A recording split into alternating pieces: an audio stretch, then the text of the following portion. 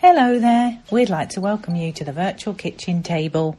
We're Erin from Ever Learning, Ashley from Ashley as Mama and Storytime Shelves, and myself, Hayley from Taking a Kinder Path. We're gathering for conversations about family life and home education, particularly unschooling, which is sometimes known as self-directed learning, or as I like to call it, natural learning. We'll be sharing our experiences and ideas, learning as we go. We hope you'll pull a chair up to the table and join us.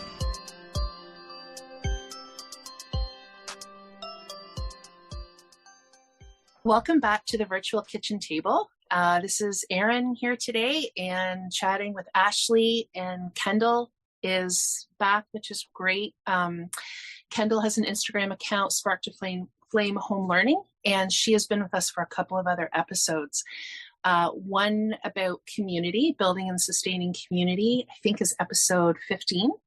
And one, I believe, what is strewing is, I think it was episode 27. It was our last episode, or the last one that we recorded. So Kendel has agreed to come back and talk today.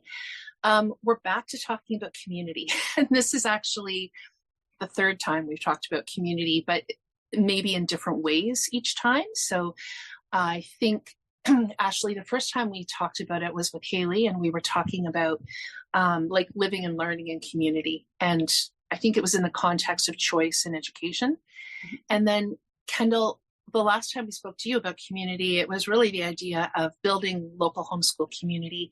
And I think we just talked about some of the ins and outs of that. But that ended up being a really good episode. It's actually our most highly listened to VKT episode. I don't know if I've told you that. So, so that would be a good one because people obviously found that helpful. So we will link that. But that all said, hello to you both. Hello. Oh, thanks for having the chat again. Yeah, thank you for coming back, Kendel. This is great. So today we're talking about community again, but we're talking about it a little bit differently today. I think in the other two conversations, we were sort of pondering it, talking about our different experiences, and I'm sure there will be some of that today. But I think what we're also hoping to really tap in today is really pinpointing some practical ideas. And when I'm talking about community, we're talking about both like broader, like kind of broader in-person local community, and then as well, specifically homeschool community. And I hope we're going to touch a little bit on how those two kind of interact with one another as well. So I don't know, I thought maybe we could begin with the idea of like broader community, just get a sense of what we even think of when we think of community. Ashley, did you find it? I have a bit of a definition here too. Did you say you have one? You can go ahead and then I can add to it. I do have it up, but you go ahead first. Okay. The one I have is pretty basic. I think it was just like a dictionary.com. Same. But interesting. It's like short, but you know, it's still brought some ideas. So the definition I have says a group of people living in the same place or having a particular characteristic in common. So I got thinking about how that kind of breaks it up into two, right? So a group of people living in the same place, I think we're definitely going to be talking about that because we do want to talk about local community neighborhoods, like what's just available to us physically in our kind of general area. Not just what's available to us, what can we also offer community? Because I think we're going to be talking about practical ways to build and sustain community as well. And then the piece about having a particular characteristic in common, of course, speaks to the idea that we're also going to be talking about home education. And often you meet people you wouldn't otherwise have because you have that in common. And so building community in those ways as well. And I think that we are going to talk about community broadly first, but I just want to say that I think some of this conversation sparks from the fact that so many of us, I mean, certainly the three of us here, I've had conversations with each of you about it, but I think there is so much hope on the part of home educating families to welcome other people and to have more community, more people, more connection among homeschooling. I certainly know, like when my kids were growing up, it was always pretty exciting if a new family came along, or, you were at something and you noticed a new family. So I think that's pretty usual that most homeschooling people, they're hoping to kind of build and widen the homeschool community. And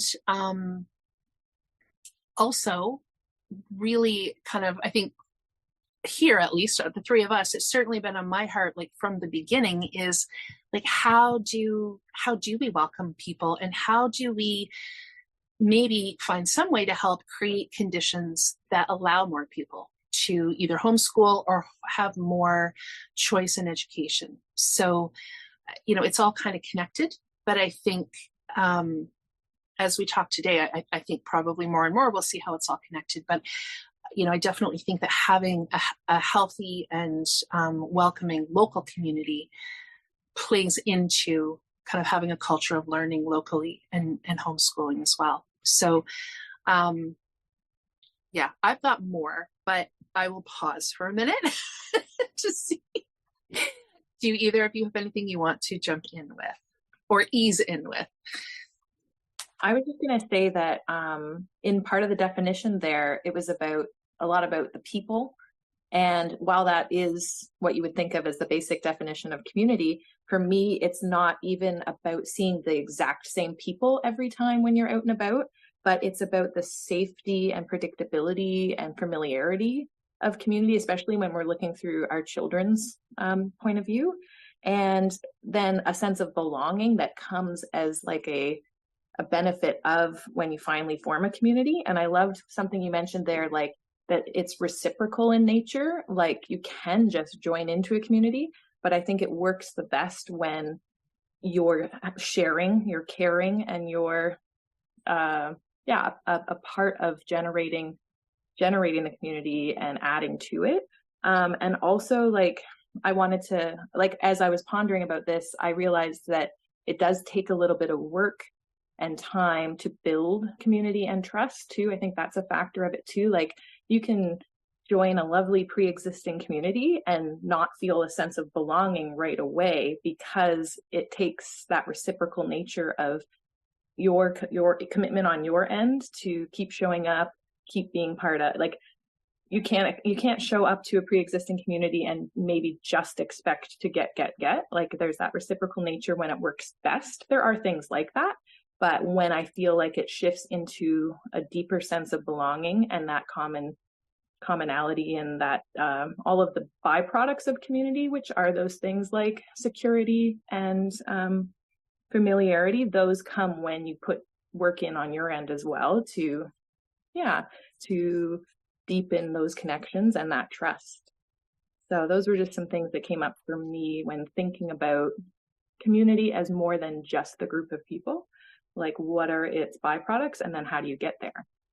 It takes a little bit of work sometimes. Mm-hmm. Yeah. And I think what you're saying is similar to a note I had jotted down about, because I know, like, we can kind of all think about community in different ways, but one thing I wrote down was, like, when I think of community, I think of like connections with other people, but how often we connect with the people will determine, this is just the way I put it, but like the closeness of the community. So, and my kids are really good at this. So just as you were talking about that, Kendall, like we do have a group of people we meet with on a regular basis with, and it's been about a year now. So like the closeness is there, and there's a lot of that.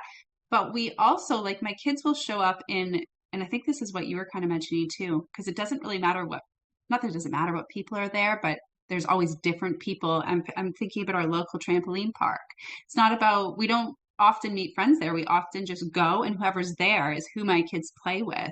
But it's like, I forget what you said. I tried to write it down, but they feel safe because it's a space they've been in before. It's familiar to them. It's predictable. They know what they're going to do when they go to the local trampoline park. They know what the other kids, for the most part, are going to do when they're there. So, and there would have been a time before that I never would have used like our local trampoline park as a community space, but it is. And it's the same when we show up, like, say, to the library. Maybe we're not meeting friends there, But the same librarians there who we've seen many times before, and there's different kids there, but they also live in our neighborhood. So I think it's helpful to kind of think that community is not like just this one small definition, because yeah, we're all different people, and we all like what we need and what we can give to communities can be different too. So I don't think there can just be like one ideal example, I guess, of what a community is.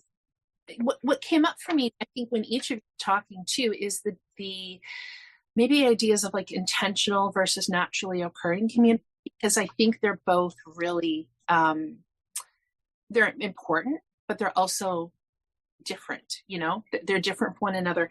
I was thinking the other day around, so if I'm thinking about naturally occurring community, I was having a conversation with a woman who would be, I think she's probably in her mid to later 70s. She was at the local pharmacy and she had blood sugar low. She's diabetic. She had a blood sugar low and ended up feeling just like so taken care of by the staff until she could kind of, get herself back to where she needed to be. I think she had either forgotten or she couldn't find her glucometer, which would be, she would be able to measure her blood sugars. So they gifted her one. She said, oh, when I get home, I'll call you with my credit card number. The pharmacist said, please don't worry about that. And then the pharmacist called her at home the next day. And she was so she was just so taken with that, the fact that he had done that, the fact that he had followed up, and she was kind of amazed. We live in not a huge city, but a relatively kind of large cluster of communities. And so it's fairly urbanish, right? And I said to her, that is wonderful. It's so typical of what I grew up with in a small town, though, and where your pharmacist would know you. Their kids would be going to school maybe with you or whatever. It's just this whole other sort of energy or dynamic. And so we just had this conversation about how when people make an effort to do that, I mean, I think the larger the center, the more faceless it can seem at times, right? So you do have community, but it's almost in clusters within larger centers. Whereas growing up in a small town, like that was the community. But there was something there for me about like she felt seen and she felt like known and followed up with. And I think that so often when we're so individualistic and we're global now, and we kind of have the ability to seek out community, whether it's online or different places. And that idea of community being people that can actually help you with your basic needs is interesting to me. So like basically community based on proximity and need rather than special interest. And I remember when my kids were little, it might have even just been like a baby and a toddler. And I used to get really bad migraines. And my husband was working quite far out of town in really long hours. And I don't have family in the city that I'm in.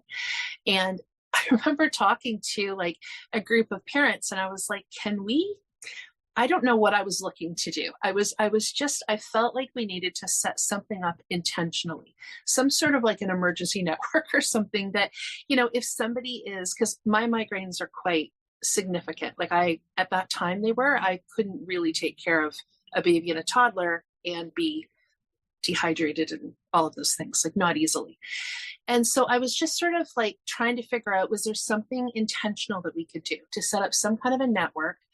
And I think people thought I was maybe like, they didn't really totally turn it down, but I don't think that they really understood what I meant. And I got thinking about the fact that so much we understand things based on our own needs, right? So like that pharmacist calling the woman for follow-up, she's a single person, she doesn't drive, that meant the world to her. Whereas for me, I probably wouldn't even think about that. I don't expect to hear from my pharmacist. I go in, I get my stuff, I come home. I have people, if I can't drive, I have people that can go get that for me. But at the time of having the young kids, it was so, well, I mean, we hear this said all the time. I think, I can't remember what the term is now, but the idea is we build things, we create things when we need them. And so it's just kind of always been fascinating to me when I'll maybe notice a need and other people are like, well, what are you talking about? So maybe they had family locally that I didn't have, but maybe they also just hadn't experienced the type of debilitation that I was talking about. They're thinking, oh, you're sick. Yeah. But for me, I was like, no, I'm actually worried about this. Like, so there's something that's interesting to me on like an actual needs level. Definitely something that I see through the through work that I do, as far as quite a few of the people that I work with have various vulnerabilities. And so we're very intentional about setting up community. And the thing about being intentional about setting up community is that, like, sometimes it works, sometimes it doesn't. As we know with our kids and everybody in our lives, you can want people to respond in a certain way. It doesn't mean they will. Or you can set things up thinking, oh, this would be great, and the dynamics or the energy might not be there. But I think, to your point, Kendel, those things take time and they're ongoing. So that's what I find with, the people that I'm spending time working with. We're always planning, we're always building what we refer to as like layers of support, because you really need more than one or two go-to people to support certainly someone with vulnerabilities, but a family, so it's something that's of interest to me because I see the fallout when people don't have community around them. And it's, in some cases, it's actually pretty scary. So to me, it's kind of just something that I'm thinking about all the time, is this building of community and layering of it, and just being interested in like, yes, special interest community is great too, but like on this basic level need community, what are we, how can we help with that? How are we part of it? How do we, what do we need from it? Yeah, that's really interesting. It's reminding me of how I was thinking about extended family, even as maybe like people thinking of that as something different than community. But from a home educating standpoint, I really was like, no, like, let's be more intentional with building connections and relationships with our extended family, because it's sometimes people think it's maybe a for granted community, but like any relationship, enriching it and putting time and effort into it will make it better. And so that came to mind when you were talking about these layers of community that you can fall back on and rely on, that kind of part of community where when you have the need and necessity, where do you go?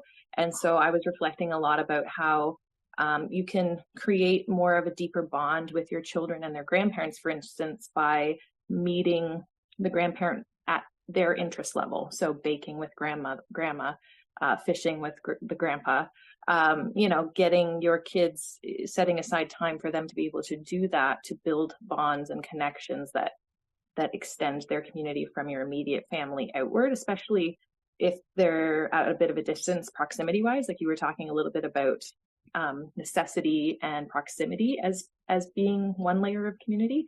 So if your family is a little bit outside of your proximity, you might have to be more intentional. We've even started with our extended family doing cousin get-togethers with our cousins and their kids, so like second cousins. So bringing activities, games, crafts, so that when we get together, they're bonding and getting to know each other, because it takes intentionality to make those things happen, and just building that and strengthening that type of community that we can often take for granted, but can feel disconnected if you're not putting the effort there, as it would be with so I live on a cul-de-sac, and so when you were talking, I was thinking, yeah, like we have this little messaging group of, hey, this is going on, hey, I heard this happen. So looking out for each other on a proximity basis. We might not share a lot of the same common interests, we might be at different points in our life, but our commonality is that proximity, keeping each other safe, caring about our surroundings and our neighborhood. So lots of things came to mind as you were talking there. Yeah, we have that as well, actually, locally. I mean, we live in like a little neighborhood with a lot of homes in it. And well, we know a lot of our neighbors. There's definitely more people that we don't know, or that, we might see them out walking their dog or something. So we know a lot of them that way, but we don't know them really well. But we're connected. Like we have a neighborhood Facebook group where often the posts are about that. Is kind of, oh, there was a coyote spotted, so keep your eyes out for that this time of year, or I can't think now, but just little helpful notes, simply because we all live in this area together. So people go on and share. Or I've also seen things like if someone has an abundance of vegetables in their garden. I saw someone not long ago post something about they're at the end of the driveway, help yourself. So that's nice to see. But I wanted to comment about what you said about extended family, Kendel, because I was thinking about that as well. And I was thinking about how, well, a couple different things, because we don't live near our extended families. So one thing I noticed, especially in the earlier days when mine were really young, or when I had my first baby, and I really appreciated when neighbors would do this, and they would just, even before, like just when I was pregnant, we'd be out walking the dog and they would see that, I was pregnant, and they'd say, if you ever need anything. And I even had some people say, like, I work from home. So like during the day, like if you need something. And then, yeah, once they were, and then I think seeing us over the park or walking the dog, having like 2 young children. I wouldn't say there were a lot of different people offering all the time, but it was certainly something that a lot of people, and it was just a comfort to know, even just that people were around if I did need something, and that they would be willing to help. And I think not all of them, but quite a few of them would ask, and they got to know that we didn't have extended family around. And they would comment on, oh, like, that's, like just a little bit more challenging, right? Like, that we don't have like our parents to rely on, just like if like an emergency came up or something, that they wouldn't be able to get to us quick or help out, which was appreciated. But the other thing I was thinking about with extended family and community is that, and it's not always possible, not everybody has that, but when you do, and again, ours is from a distance. So it is about being intentional, and, the adults taking the time to organize and coordinate and plan for the cousins to get together, for example.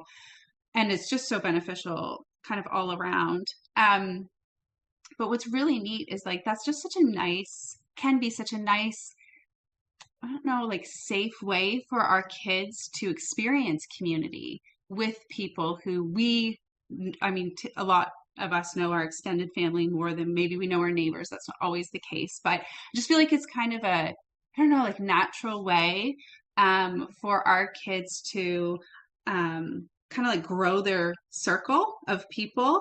And again, it doesn't have to be family. It can absolutely be like close friends. But if you do have extended family, or like my kids, they have my nieces, so they just have 2 other cousins, so not a lot. But my sister and I have been really intentional about making sure that they spend enough time together, especially when they were young, because it doesn't take much time for the kids to not see each other or not see their uncle or even their aunt or their grandparents. And they're kind of like, who are you again, but like a little bit of like hesitation, right? So like that's time together often enough, and then they can experience just being in community and being in relationships with people.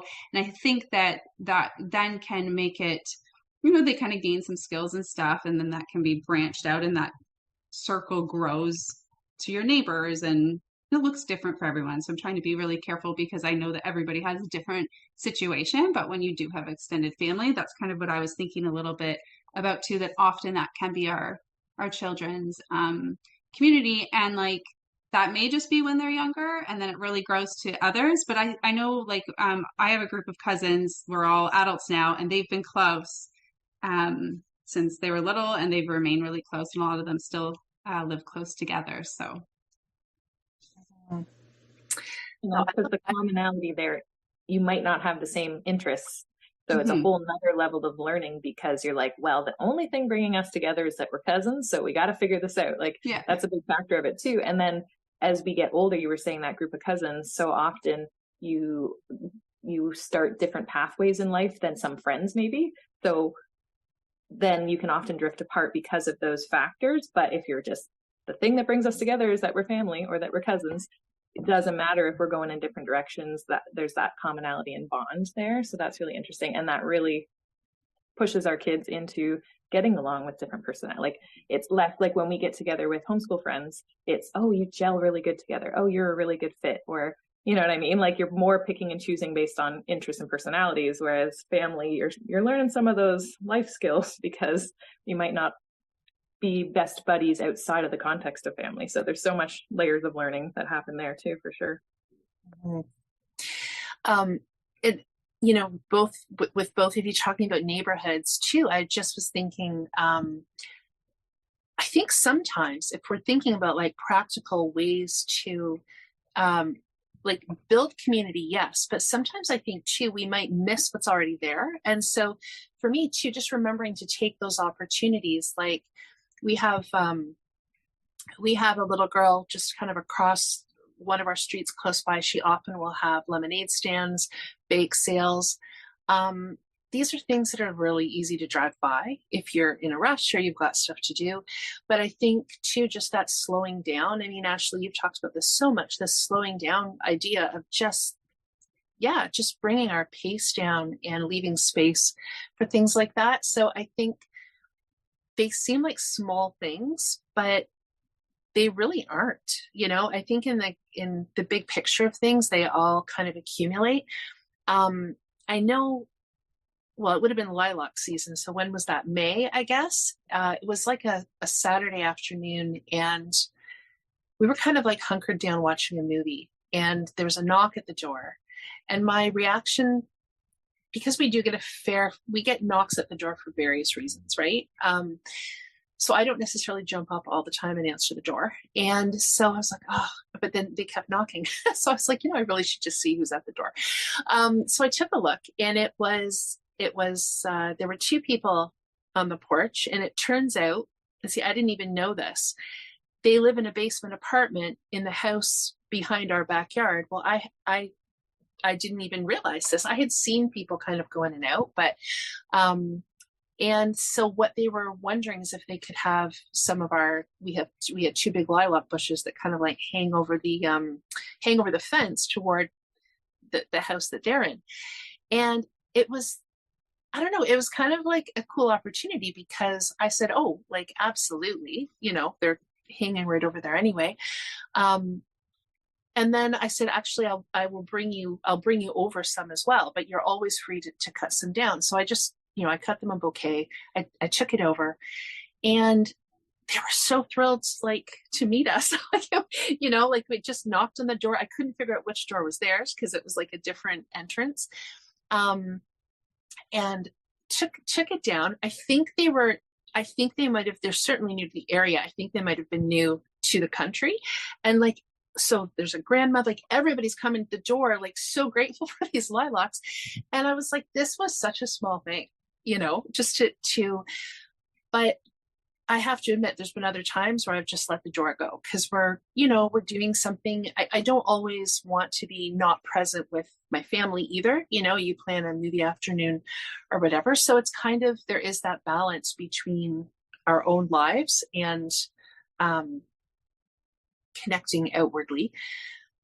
But I don't know, we had something too just a couple days ago, like so simple, but our neighbor just reached over the fence with like a container of cherry tomatoes. She had a bunch of extras, and we really actually didn't necessarily need any, but I'm trying to just be open to like receiving those too and turning it into, a little bit of an exchange, because that really is how you get to know people.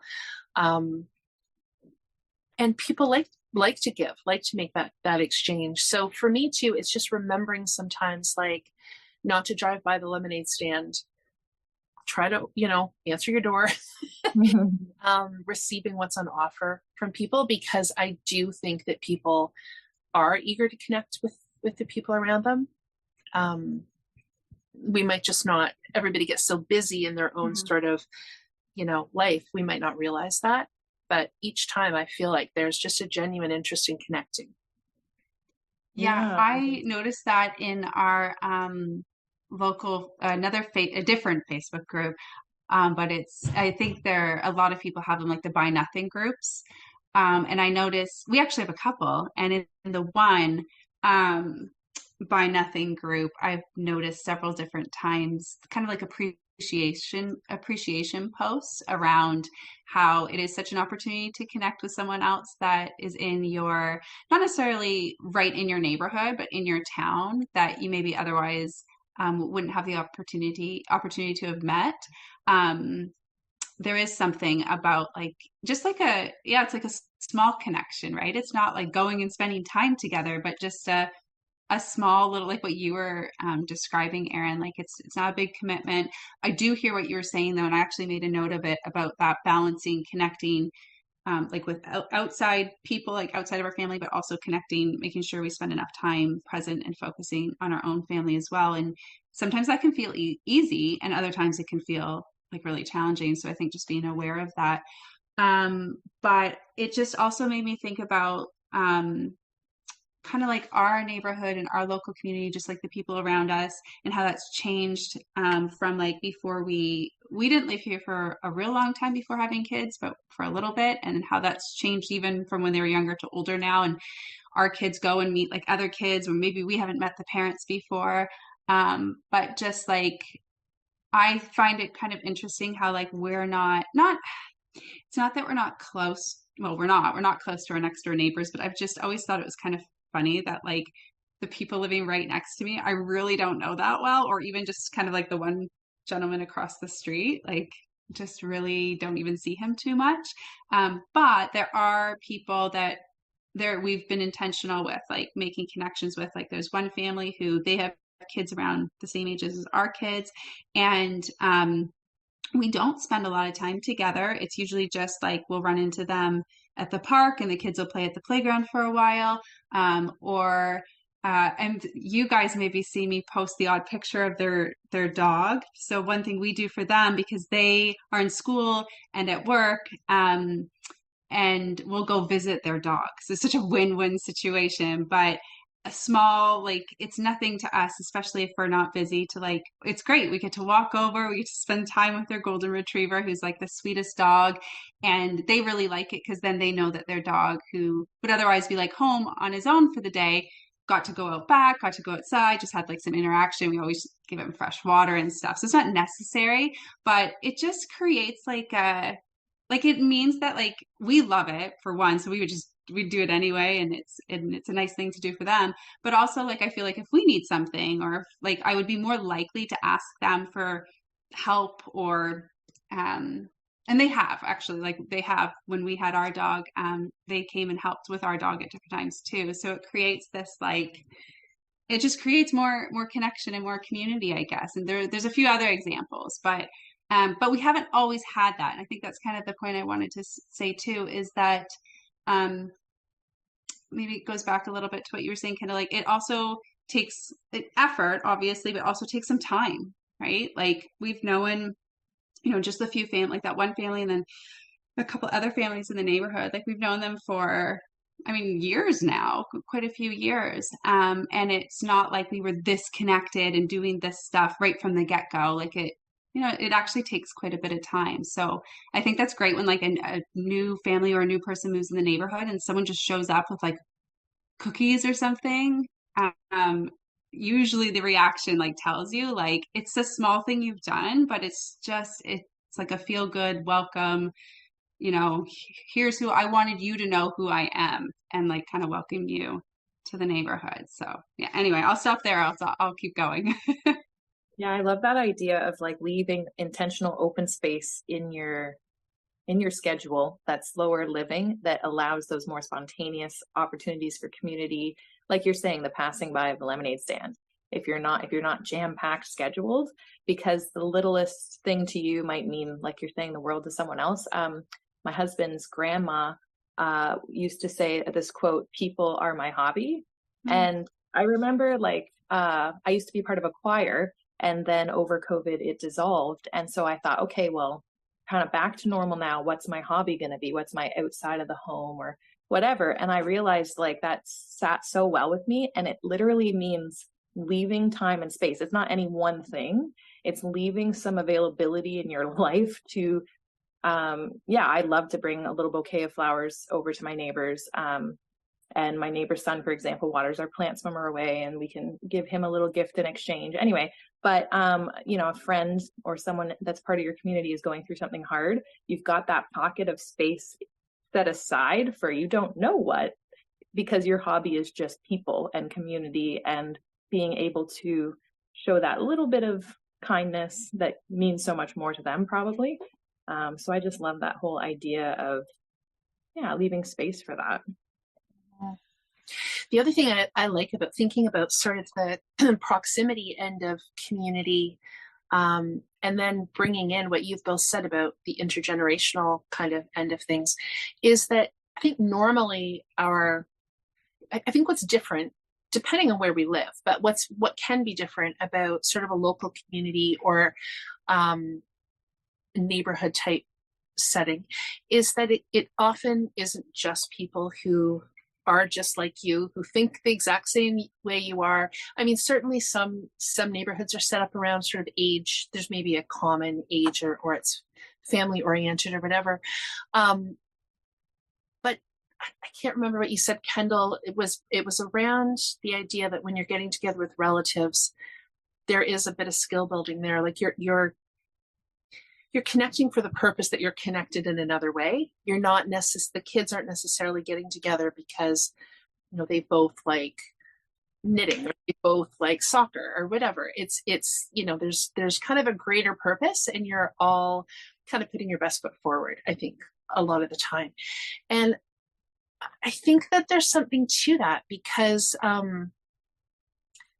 and I guess where I'm thinking a lot about the intergenerational piece, where you don't necessarily, you can learn so much from one another. And I think we've been pretty fortunate, like our neighborhood tends to be really intergenerational. And so we have a lot of different ages, but we do have a lot of older people in our neighborhood. And I think when the kids had their newspaper roots, that was a huge community builder, because they had that practical reason to see somebody. So you're not discussing the latest issues, and you're not, maybe connecting over music or anything like that, but you're just connecting because you have a role in their life every day, and you happen to live a few streets over. And there's a good chance you're probably going to run into them at the local store or whatever. So to me, I always really loved that about the newspaper roots, is that it really gave them that intergenerational opportunity. It wasn't just about the only people we see in the week are exactly like us or exactly your age. So yeah, I feel like we've kind of been fortunate that way, that our neighborhood tends to be kind of naturally intergenerational. Our church has always been really intergenerational. So yeah, when I think about the richness of that for my kids, it's been significant. I think it's been significant that, they just keep other people in mind that are not necessarily their peers. And in turn, like Ashley, you had shared the story last time about your neighbor bringing over the sea glass and the, was it sea glass or was it gemstones? Gemstones. Yeah. And so it's like, it's just cool to see different ages of people keeping different people in mind. Yeah. And I'll just quickly say, and actually two of my guys had, I mean, I guess I would call it an opportunity, depends how you look at it. We had a very elderly newspaper customer. They were delivering the newspaper and she collapsed. It was a hot day and she collapsed in her driveway. And that was one of those safeguarding things where, they knew her. She knew them. They happened to be there. And one of them stayed while the other, they were pretty young, came back and got me. We called the ambulance, the whole thing. But she's just somebody that we are in community with because she lives 6 or 7 houses down. But if they hadn't had the paper route, which now is no more because they're not doing paper papers anymore. But if they hadn't had the paper route, they wouldn't have probably been there, but they wouldn't have had that level of relationship with her.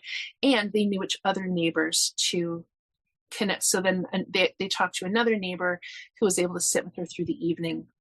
And we all kind of communicated about whether it felt like she was okay to be alone or not. But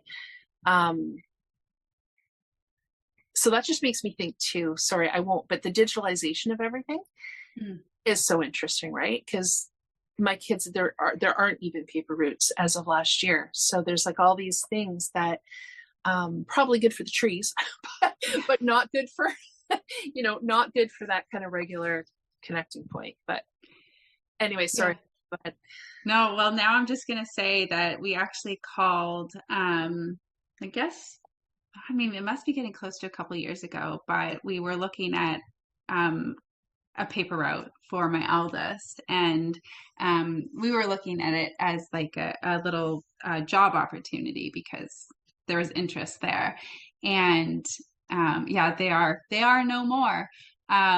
It's not an option, which the person I spoke to at the paper, I don't know what her position was, but she also recognized the loss of that. And yeah, I'm sure there are pros to that as well, but absolutely what you're saying, like the connection to the people just living around you. And again, it's not a big time commitment as far as like going and spending time with someone and really getting to know them, but that's not always necessary.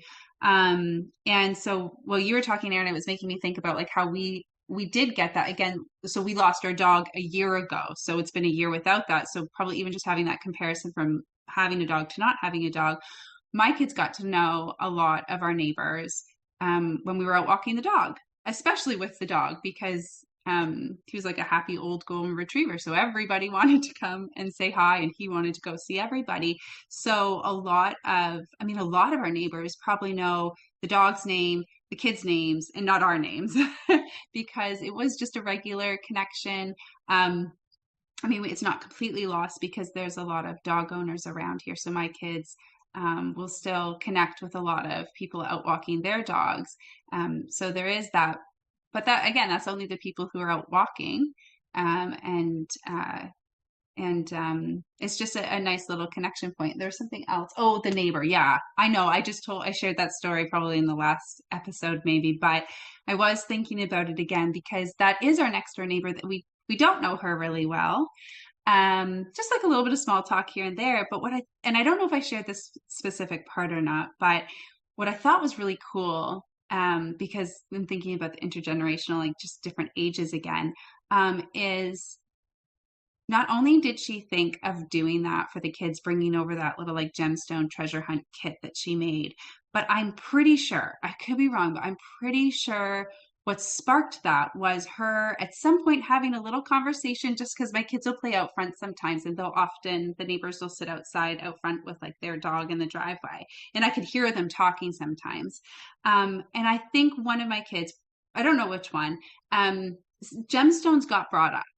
I'm pretty sure there was a little chat, and knowing my kids, someone probably shared that they had like a little like gemstone collection, and it was just like the neighbor obviously like kept that in mind, or who knows, maybe she had the idea right away, or maybe the idea came to her later. But it was just neat to observe like this connection between like my kids and her, where they could easily like not engage, they easily not have a conversation, but they did. And it was so cool because it was a shared interest. It wasn't even just that she learned an interest of theirs, she has this interest herself. So that's probably all the more reason why she decided to do that. And then on top of it, like, and I think I shared this, so I won't go on and on about it, but to have her show up at the door with this offer, like it was so heartwarming. Like it just felt so good. And not only did she take time and effort to put those together for the kids and like strengthen the connection with her, she said to me, if you guys ever need like a night out, or you need someone to like help with the kids, because she is aware that like our families don't live close, she offered to like help out, and like help watch the kids or whatnot. So, and like I think I already knew that like I had people, like even her, even though we didn't know them real well, that I could run over there. I remember even telling the kids when they were little, thinking about an emergency situation, these neighbors, not real well, but their names, their faces, how to get to their door, and these neighbors on the other side, you can go over there if something happens. That's who you go to. But it's just different when like she came to the door and did that when she didn't have to, and she had that extra, like that offer as well. It wasn't a lot, right? Like, and she probably thought like no big deal, but to me, when I shut the door, I was close to tears. Like I was like, oh, I'm like, that's really nice. She didn't have to do that. It just leaves you feeling good. Will I ever ask her to watch the kids? Probably not. But just the fact that she was open to and willing to, and I think that the kids were right there too. So that was probably really nice, like for them to hear that as well. And then the last thing I wanted to say about like everything we're talking about here with like our neighborhood and local connections, and for my kids, is they're like my kids are really comfortable chatting with the neighbors. Or just playing, and it doesn't matter the age. So like same here, like there's a lot of seniors in our neighborhood, but there's a lot more families that have moved in the last like 2-3 years. So real mix of ages, really young ones, new families, all different ages.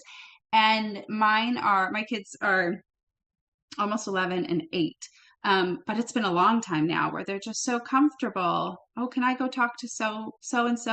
Oh, the dog outside across the street's out. Can I go say hi? And they're comfortable doing that. And that, I know that's not every kid, and that wasn't me when I was a kid. I also didn't grow up in a neighborhood, so I didn't have that same opportunity. Or the other thing they do is I'll say like we have one neighbor who I send my one kid with tomatoes to take to that neighbor who we know she really loves tomatoes. So I'll give like, as they've gotten older, like little opportunities to be like, oh, can you go deliver this? Or can you go take this to so-and-so? Or can you go like take their garbage bins and recycling bins back up to the house because it's windy or whatever. And again, really small, simple things. But I don't know, I think it's really helpful for the kids to have those experiences and just grow their comfort and confidence in those opportunities as well. Yeah, I love that. Yeah, that intergenerational. My kids have that too. And we've talked before about when kids are in school, they can be very like age oriented. And I find that with my kids too. It's interests and connection, not based on age. And it just so happens that my kids are kind of little old souls at heart, I guess. My daughter, her biggest hobby and interest right now is birding. And my son loves kind of like pioneer villages and historic sites. So I think you mentioned earlier, Erin, naturally occurring communities. You said that phrase, and I'm like, that's what I feel like happens when we go to a birding event or a birding station or a conservation area. And we bump into these people who are quite a bit older than her, and yet they're talking, she's learning from them. They obviously have a lot more knowledge.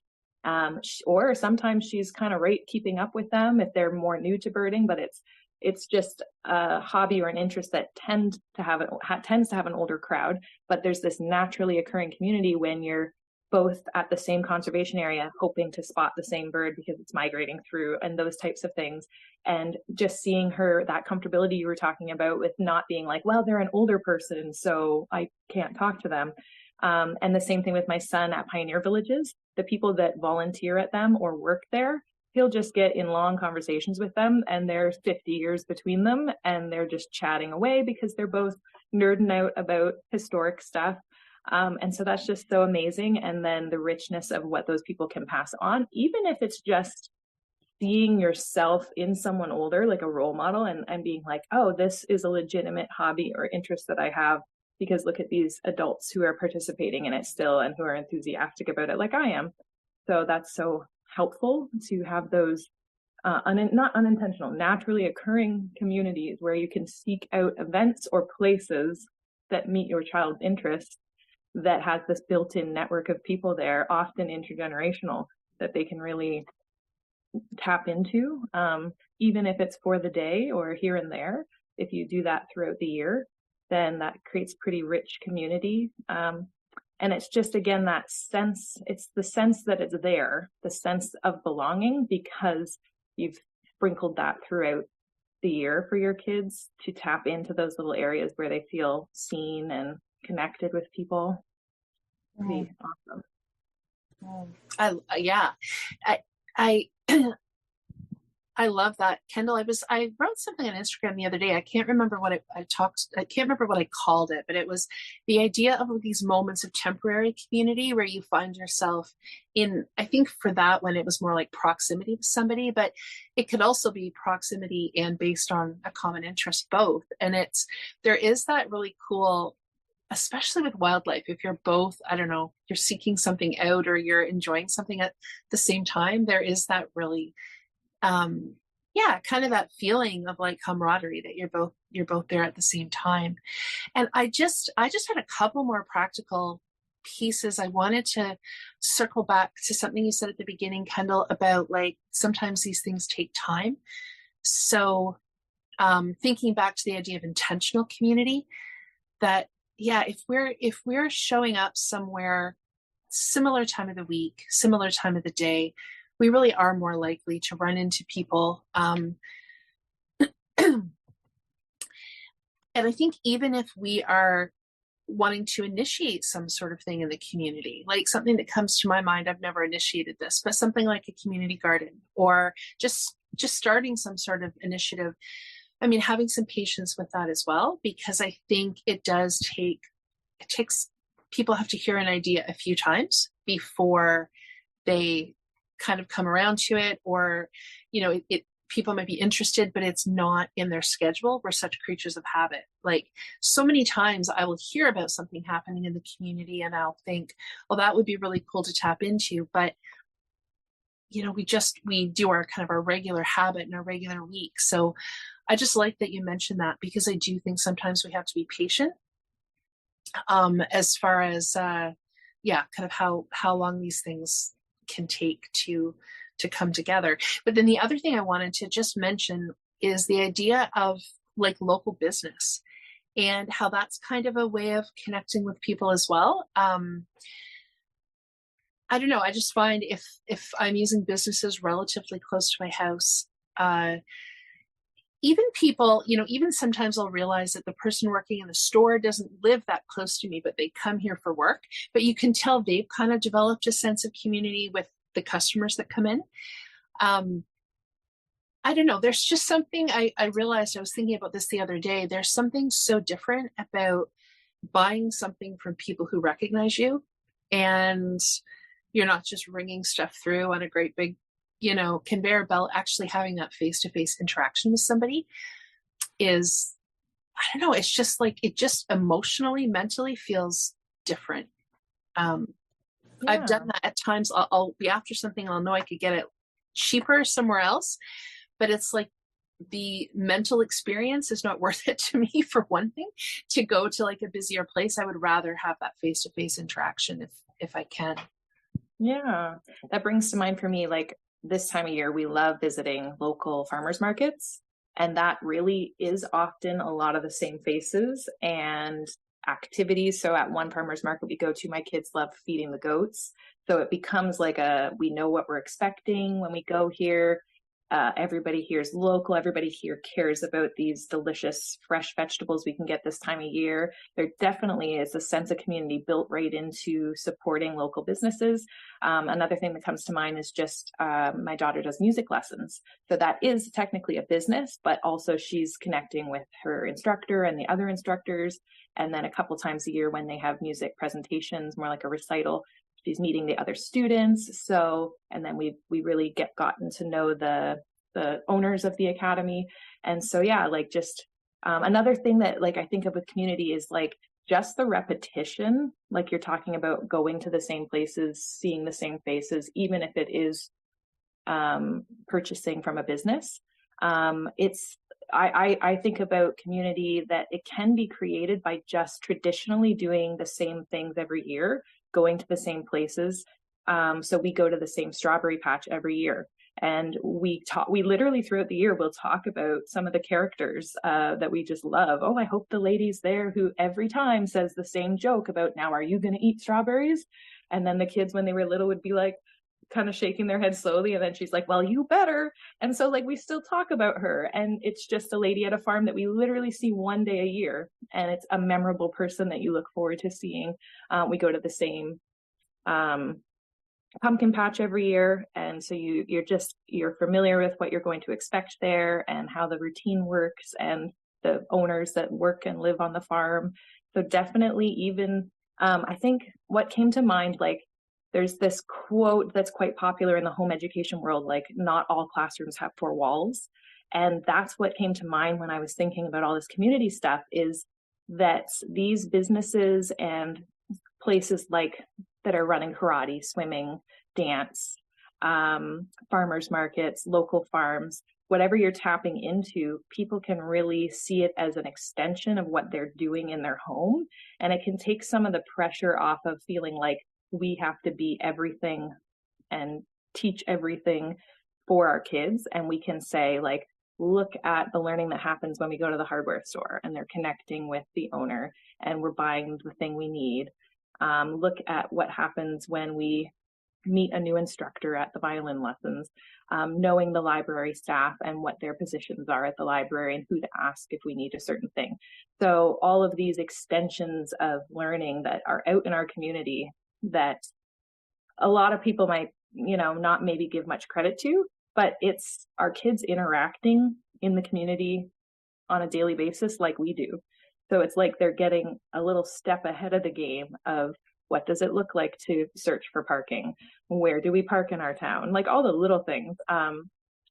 If we go here, it's always busier. Let's go here. Like, all these little things that they're learning, and all the interpersonal skills that come with frequenting these same places all of the time are really, really enrich their lives into practical life skills. And like just that idea that not all classrooms have four walls. It's like seeing the community as this big aid in what you're attempting to do for your kids. That really does matter. Mm-hmm. I like it. It's like you're partnering with it. The way you describe that, Kendel, it's like you and the community are partnering with content, right? Yeah. Like content and experiences, which is kind of a cool way to think about it. I do have one more practical thing about I guess it's sort of like building and supporting community in a way. It's kind of like something I've been doing lately is kind of thinking about like spot positive community in different ways. And it's just like a little game that I play in my own mind. And what I started doing is realizing that sometimes we go places and we take certain things for granted and we don't necessarily realize how much community is actually behind it. So just peeling back a little bit, like the provincial park, actually two of the provincial parks that I really enjoy going to, both have, they have a very, very robust volunteer organization that does everything from,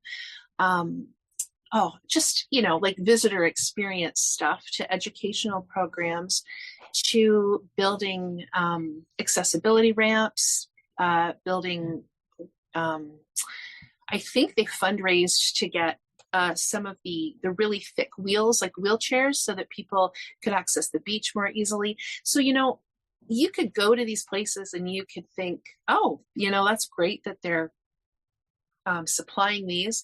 I think most people probably think that, it's all paid for by the government. But I was surprised to see how many things were actually, the labor had been done by crews of volunteers. The money had been raised by the volunteers, but by accessing community, as ways of organizing things to make money.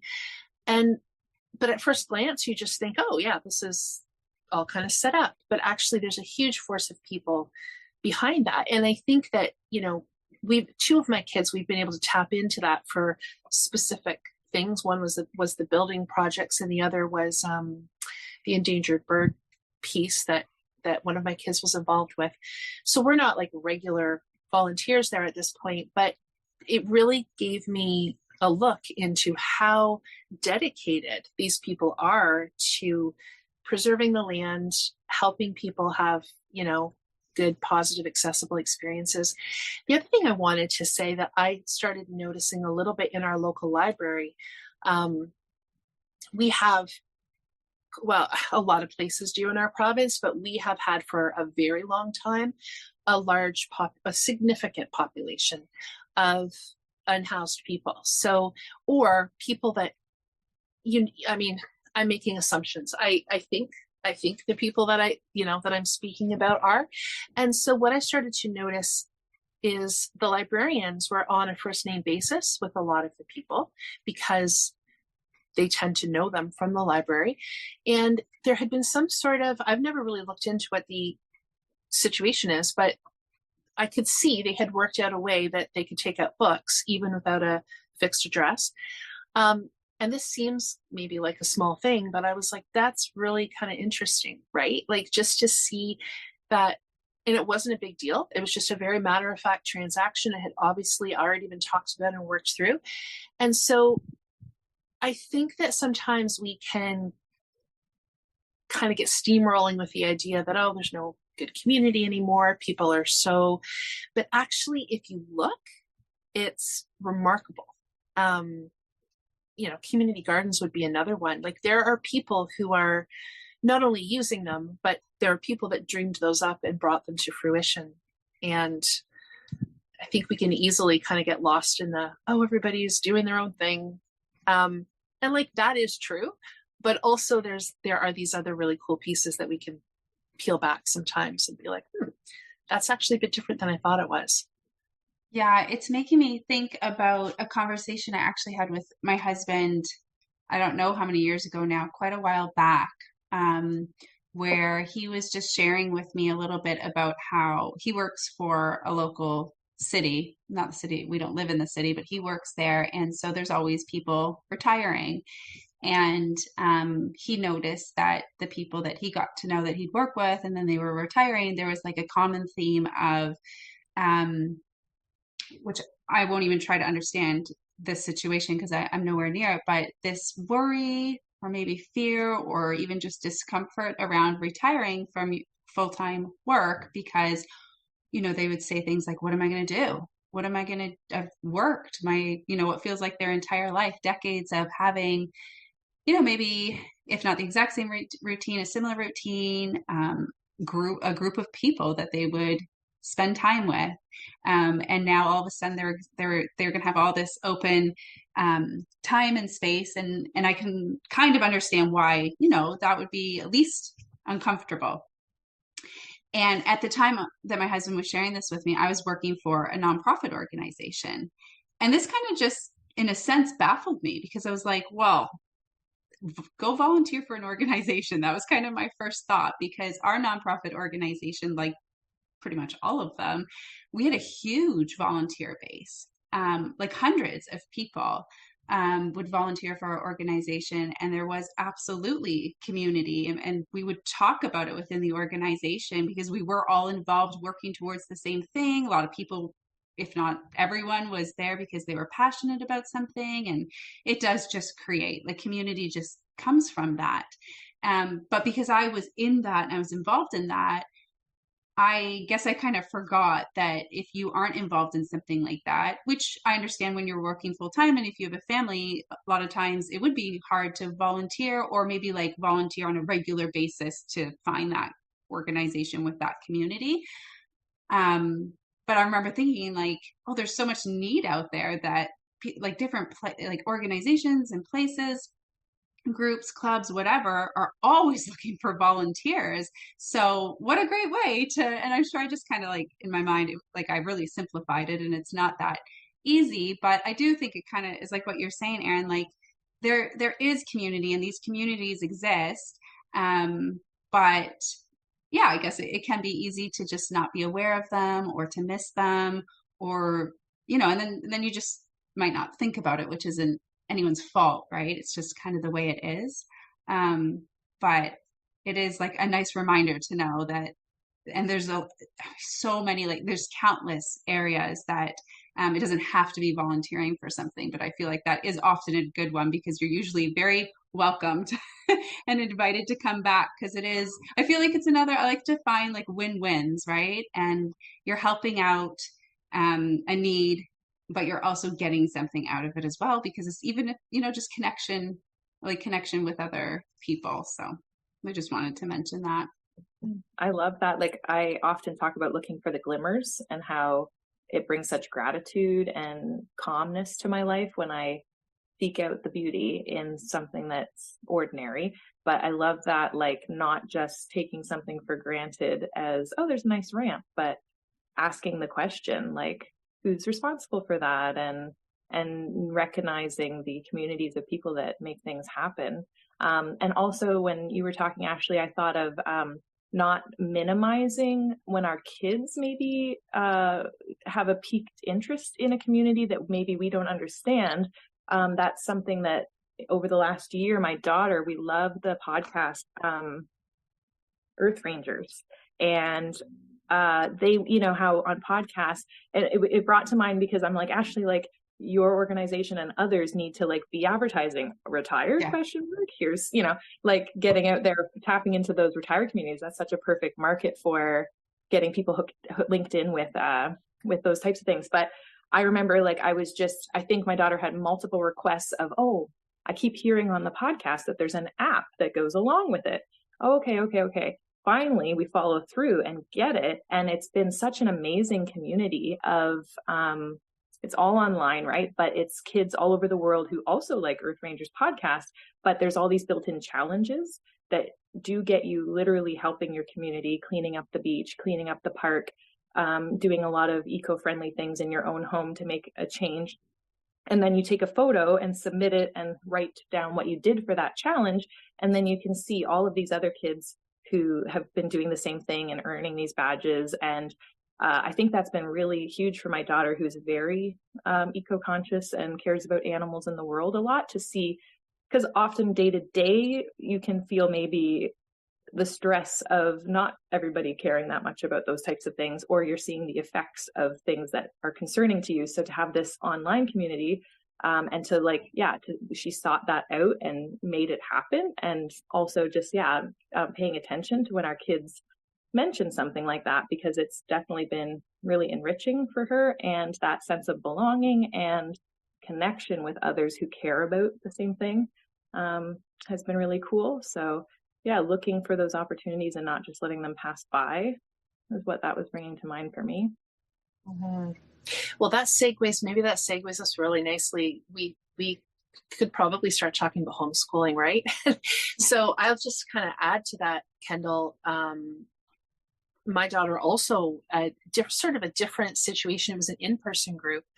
But it was a lot of the things that they were doing, I think, would kind of be invisible in some ways, right? They were, planting pollinator gardens, helping to weed community gardens. They did these big invasive species removal days, but you wouldn't know that. If you're just driving on the highway and you don't know a lot about it, you're probably not going to notice that a bunch of invasive species just got removed down the road or whatever. So it is just kind of looking a little bit more deeply at some of those opportunities. And that was another one that I could have missed. That was just something that she saw in a wildlife magazine, and like taking that time to kind of, as you said, with the Earth Rangers, to look into it and actually tap into it. There's a whole bunch kind of behind that door that we don't always know is happening or is going on. So just thinking about, I guess, homeschool community, I think maybe we can figure out kind of how we want to dive into this. One of the things I think we were thinking about is like, how is the broader community helpful to us as home educating families, and kind of what are practical ways for us as families to, support that? Are there things that we would be helpful to have more of in the community? And what are some ways that we can dip into that?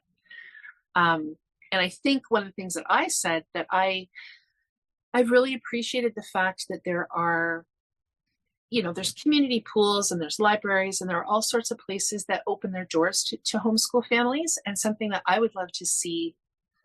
Because again, I think a lot of this is rooted in the idea that we would love things to be more accessible to people and more available and just obvious to homeschool families. And I would love to see some of the places in my community. And so a practical thing I could do is actually talk to them about it. but just kind of putting out more of a generic welcome at, so we're at kind of like back to school time, and you drive by schools and you see the welcome back signs. So like our local pools have been open to offering swim lessons to homeschool kids, but I think it would be so cool if they would just initiate the invitation. So rather than it always having to be a homeschool parent call them and say, hey, can we set up lessons? Can we, maybe it doesn't have to be lessons they offer, but maybe it's just like a welcome back swim that they offer. Or maybe it's something as simple as the local library, I don't know, putting out a table with welcome materials and putting something on their website or something in their printed materials that just make it clear that homeschool families are welcome, because I think we know we are. Libraries typically enjoy having us by. But I think there's just something about being more intentional about saying, hey, you might be in the community, you might be thinking about homeschooling, but you might not know anybody else. But here's a place we're saying welcome homeschool families. What I have found is that the librarians can act as a good connecting point. I know I've had emails from our local librarian on back saying, hey, there's a new family. Do you mind if I give them your contact information? And I think some librarians are going to be more interested in doing that than others, but she was really interested in fostering that sense of connection. So I think that idea of something like a library or even a community, like a sports community center, any number of places, just kind of taking a little bit more of a role of community hub and community connector, I think would be great. Because I think, like, if I'm moving into a new community, I've never homeschooled before, I don't know, it doesn't have to be anything fancy, but just seeing in the literature of a library, a public park, whatever, just welcoming you, it kind of makes you go, they know we exist. Yeah. It makes me think a little bit about, I think we've talked about this recently, but I'm not sure if the episodes come out yet because they're all jumbled up now because we've been chatting so much, but it makes me think about, just the visibility, right? So we've talked about it, or I think we've talked about it. I know I've definitely thought about how we don't often see homeschool kids or homeschool families in kids' books that we read, or kids' shows, or any movies or shows. Like, there's just not there's not a lot of visibility, and I think like that's what's coming to mind when you talk about this. And I don't think I've actually thought about how like it could be so simple, and the library would be a library or like community center, like a really public space where a lot of people are coming and going, like just a table, or even like on their the places that still have like bulletin boards or something, just some recognition that we exist would feel good. But also I think like, absolutely, I feel welcomed in our local, any library I go into. If it's a school day, I don't like, that's one of the spaces we go into that I don't even think about how, it's school time, because that just seems like a welcoming, accessible space as a homeschooler, I think. But if they had a table display or a bulletin board or something specifically for homeschoolers, or like even like school kids and homeschool kids or something, I feel like that would be enough for me to like spark up a conversation. Like that I'd probably, I wouldn't wait in line to talk to the librarian about it, but as we were just walking by, I'd probably be like, hey, like, and start a little conversation about that, which, I mean, I obviously could just do that anyway without that, but I don't often. It's just if they bring it up usually. So it could just be something simple that would feel good, and there would be other spaces. And I think too, and I think you mentioned this, Erin, but like the benefit of, like, I'm constantly messaged, and I see it in our local like homeschool Facebook groups. Like, there's so many parents, especially parents of young children who have not yet started school, but absolutely parents as well who have kids already in school that are very curious and very interested about homeschool, and they don't know where to go. They don't know where to find that information. I mean, I think it is a bit easier now. Like, you can go online, and I think a lot of places have local homeschool Facebook groups. So I guess maybe I'm wrong in saying that, but sometimes it's not just about joining a Facebook group and all of a sudden you get all the information, right? Like that's just kind of maybe your first step. But if there was like a spot at the library, or and even if the librarian doesn't know a lot about it, they can pass on some contact information, or even just say, oh yeah, we have homeschool families that come in here and there's a group of them that meet at this day and time. Like it just that, because it's one thing I think about because of the messages I do get, and I remember how I felt before we homeschooled, is it can be a little bit hard. It's like, where are the homeschoolers? They're there, but unless we don't walk around with t-shirts saying I homeschool or whatever, right? So it would also, I think, be helpful for people who are actually wanting some more information about homeschooling, and then also just for people who haven't had the opportunity, like I didn't know any homeschoolers before we started homeschooling. So I'm just thinking like other people could walk into the library and be like, oh, what's this about? Oh, I didn't really think we had many homeschoolers. Just to like increase awareness too. I think when that happens, then home education it will become more accessible as well. Yeah. On a bit of a hopeful note, a few libraries in our surrounding area have a dedicated homeschool get together meetup time, and it is quite open-ended. It's like board games, bring a snack, and maybe sometimes they'll have an activity out, like one of their robots or something. So that's really good. Like I think me and my kids are a little beyond that from years and years of building community, but for those first time people, like you're saying, that I started a Facebook group quite a few years ago that so many parents come in, especially August, like that sort of like, we're thinking of this, but we don't know what we're doing. So I have different places I send them for some of those like FAQ type questions. But so that's a hopeful note. And then we have actually a business in a city nearby that does have a lot of programming for homeschoolers. And I feel like that being a business and them that's building awareness in that downtown area, because now some of the surrounding businesses like art creation type places, indoor playgrounds, they're literally having in their literature, kind of like you're saying, Erin, like visibility of this is designated or specifically for homeschool people, because they see that market of the 10 a.m. to 3 p.m. we can make something for these kids. They're at home, like let's tap into that time slot that we have. So I am seeing it more and more in our area. So that's really heartening. But for so many years, creating community stuff has been very DIY for myself and my kids. And we utilize the library, for example, like their community room. For a few years now, we've been doing a reading club through the winter months because my kids loved the summer reading club through the library so much. So we would do it all ourselves. And then we'd end with this, all the kids that were involved would track their reading for a few months, and we'd end with a celebration of reading party at the library community room.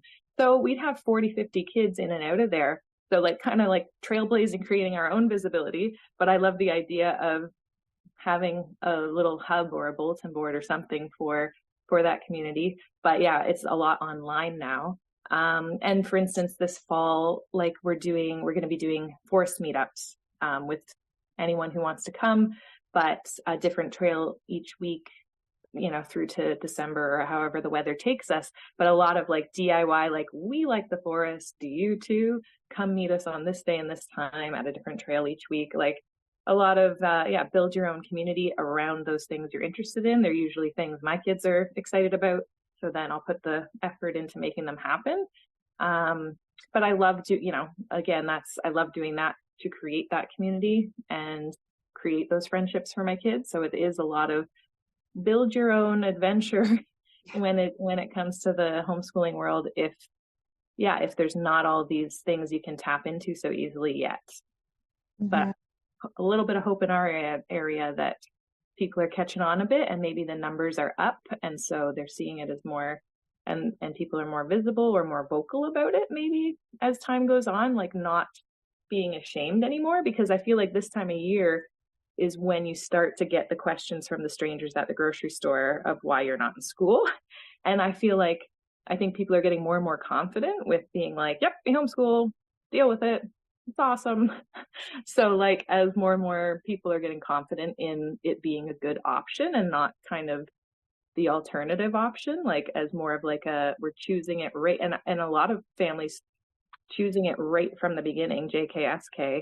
not just coming to it out of necessity for reasons such as bullying or reasons such as, academic issues later, but like coming right into it as this is the option that's best for our family, and we're pretty confident in that. So I think there's a shift happening. I see a bit of changes since we started. Mm-hmm. And I should say too, just to be supportive of my library, they have been great about having homeschool get-togethers for years. So it's not, I just want to say that because I might made it seem a little, they've like really, really trying, at times more, I would almost say at times more than the homeschool community was responding. So yeah. I don't want to suggest that those opportunities haven't been there. And that's been kind of cool too, because I can remember one time I was trying to find a book for my son, and I guess it must have been really sought after. And the librarian, one of the key librarians that we knew, heard I was looking for it and like found me across the library and said, stop by tomorrow. I can give you my personal copy, because he was so, like that kind of relationship was there. So I do want to say that yes, I think libraries are really open to doing that. And sometimes maybe it's a matter of getting the word out a little bit. But also our local YMCA too, amazing, for 2 decades has been having these phys ed classes. And they were also actually open to even a whole other day. And again, I think, and maybe this is something to acknowledge. I think sometimes the homeschool community can be a bit challenging to serve because they're kind of like, yeah, we're offering space, we're saying this, but for a number of reasons, sometimes that doesn't work out very well. So I think that can be challenging for the location offering the space and time and potentially programming. And it can also be frustrating for people that are in organizing positions. I've been in that situation too, Kendel, where you're liaising a little. Is that the word? You're the liaison. I'll put it that way. And it's a little bit of a back and forth to make that kind of all come together. So that's another practical thing that I think that I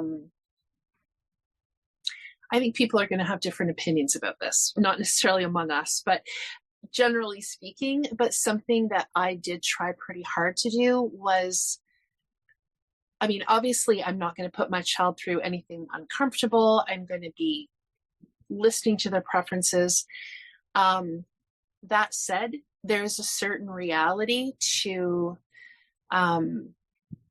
people. I think if we're really, really individualistic, it's fine, but we can't be surprised if it's hard to get community going. Let me put it that way. Because, I know a number of the times that I would be organizing things, and it does get challenging when people pull out a lot. And as a parent, you understand it, but it's also, I do think there's a little bit of tension there in the home education world between individually recognizing our children's needs and preferences and being part of the bigger collective. I think I just think we need to be aware of that. I'm experiencing exactly that right now. I feel like I'm at a bit of a personal tipping point with having started this group and wanting to see it keep going, and then seeing my kids get to this more middle childhood age where they've formed the connections that were the reason that we put all this time and effort into trying to build something. So shifting into making sure that what we do with community and with groups is a great fit for them. Perfect example is I've thrown a not back to school party for quite a few years in a row now. And this year I actually asked another mom with younger ones who's been great at creating events and activities for the community since she's been involved. I said, hey, can you take over the not back to school party if you're interested? And she ran with it and did great, because that particular event was so many new faces and people coming out looking to me for questions, connections, me trying to connect people with each other, which I loved doing, but might not have been the perfect fit for my kids anymore. they love to kind of know who's going to be there and want to spend our free time with the connections we've already made. So anyway, yeah, definitely that balance between, does it need somebody to keep it going? Because the homeschool community ebbs and flows so much, people come and go, to keep it going, and not maybe taking that full pressure on yourself, keeping your kids first and what they're interested in, for sure. It's definitely a balance, and maybe that's why homeschooling communities come and go and ebb and flow, because the parents are keyed into what's the best fit for their family. And when that's no longer servicing a whole group and keeping a big community going, then so a bit of a passing the torch on to someone else with a similar mindset, who's still wanting to put the time and effort into different types of things than you are because of the age of their children and all that. Yeah, no, I think about this quite a bit. And Kendel, I wonder, like, because where I am, I've thought about that. I think we've talked about this. I don't know what, maybe it was one of the other community episodes we talked about early on, but that passing of the torch. And I've thought, like, well, why does that not seem to be? I mean, maybe it is, and hopefully it is happening in certain situations where I live and I'm just not part of it, so I don't see it happening. But it certainly doesn't seem to be a common thing I'm hearing about where I am. I'm sure where you live, it makes a big difference. And I know you've grown like a really big community, Kendel. So I'm wondering, like, because that makes sense, right? But if you're like in a small community or in a community with just like a smaller group of homeschoolers or less homeschoolers, I can see why that's harder, because you just don't all know one another maybe, and it's spread out. And, if it seems to be like pockets of homeschoolers where I am. So then there's just less people to have the opportunity to pass the torch on to. And I see in our Facebook group, people talk about this, like newer homeschoolers will be looking for like, the local gymnastics place to put on homeschooling. And then, and someone will come in and say, I organized all of that a couple years ago, but because of lack of interest, eventually it wasn't offered anymore. But encouraging, like, go talk to them again, because they were open to doing it before and we ran it, but people weren't going. So kind of what you're talking about, Erin, like if you're not using it, then they're not going to keep offering it. I mean, that does just make sense, I think, in most cases. But maybe in like Kendel, like your community, maybe the size makes a difference, and there's certainly enough people who would be like, I can't, or I'm not interested in taking that on. But with more people, maybe there's more likely to be. So I'm like, I guess my hope is that as there's like more and more home educating families, that will start happening more, because like I think about you and other people I know who have put in so much time, energy, and effort, and I'm sure like you and your family have gained so much from it, and so have other families. So it's of course not like a waste or anything like that, but I'm sure you would love to see it carry on, because it'd be great for all other families. Like, there's going to be so many families coming that are looking for exactly that. So my hope is that like it will be more common, I guess, that there will be someone willing to be like, oh, I can take that on. And even if it's only for like that year, but then maybe there's someone else. Because I know you've spent so many years taking that on too. And maybe not everybody can do it for as long, but maybe like to bridge till the next person can take it on for a longer amount of time. But yeah. And one way we, set up the group right from the beginning was that it was more of a hub for all parents to utilize it as a platform, like a big bulletin board, right? To plan, like it's right in the statement of like, this is a group not run by me exclusively, but please utilize this platform to create events or ask people if they want to join in something you and your kids are doing. So that's always been the kind of idea behind it. And I do see people doing that. And I think we were talking earlier about leaving a sense of space for these opportunities of community to not just rush past them. I'm hoping that in me taking a little step back and passing the torch a little bit more in an official way to another mom who's quite keen to take it over on more of like the moderator type level, just doing these little shifts, and then that space is left for more people to start planning things that are a good fit for their kids. And so just trusting it and not tying any ego to it. Like, it's nice to hear you say those things about recognizing the years of commitment to something, but I have to like not look at it as a failure, because like you're saying, we gained all these friendships and wonderful memories out of it. And so yeah, it's not about me, it's about everything that was created out of it. So it has, things take their natural course as well. And I loved this conversation because it really, this is kind of where we're at with my kids, is they've shifted into really participating in things in the community now that they're not that younger age. And so like looking at it as more free time for them to pursue their hobbies and interests with other people who are passionate about similar things in the community at large. And it doesn't have to be exclusively home educators anymore. So I just have really benefited from thinking on this topic. Mm-hmm.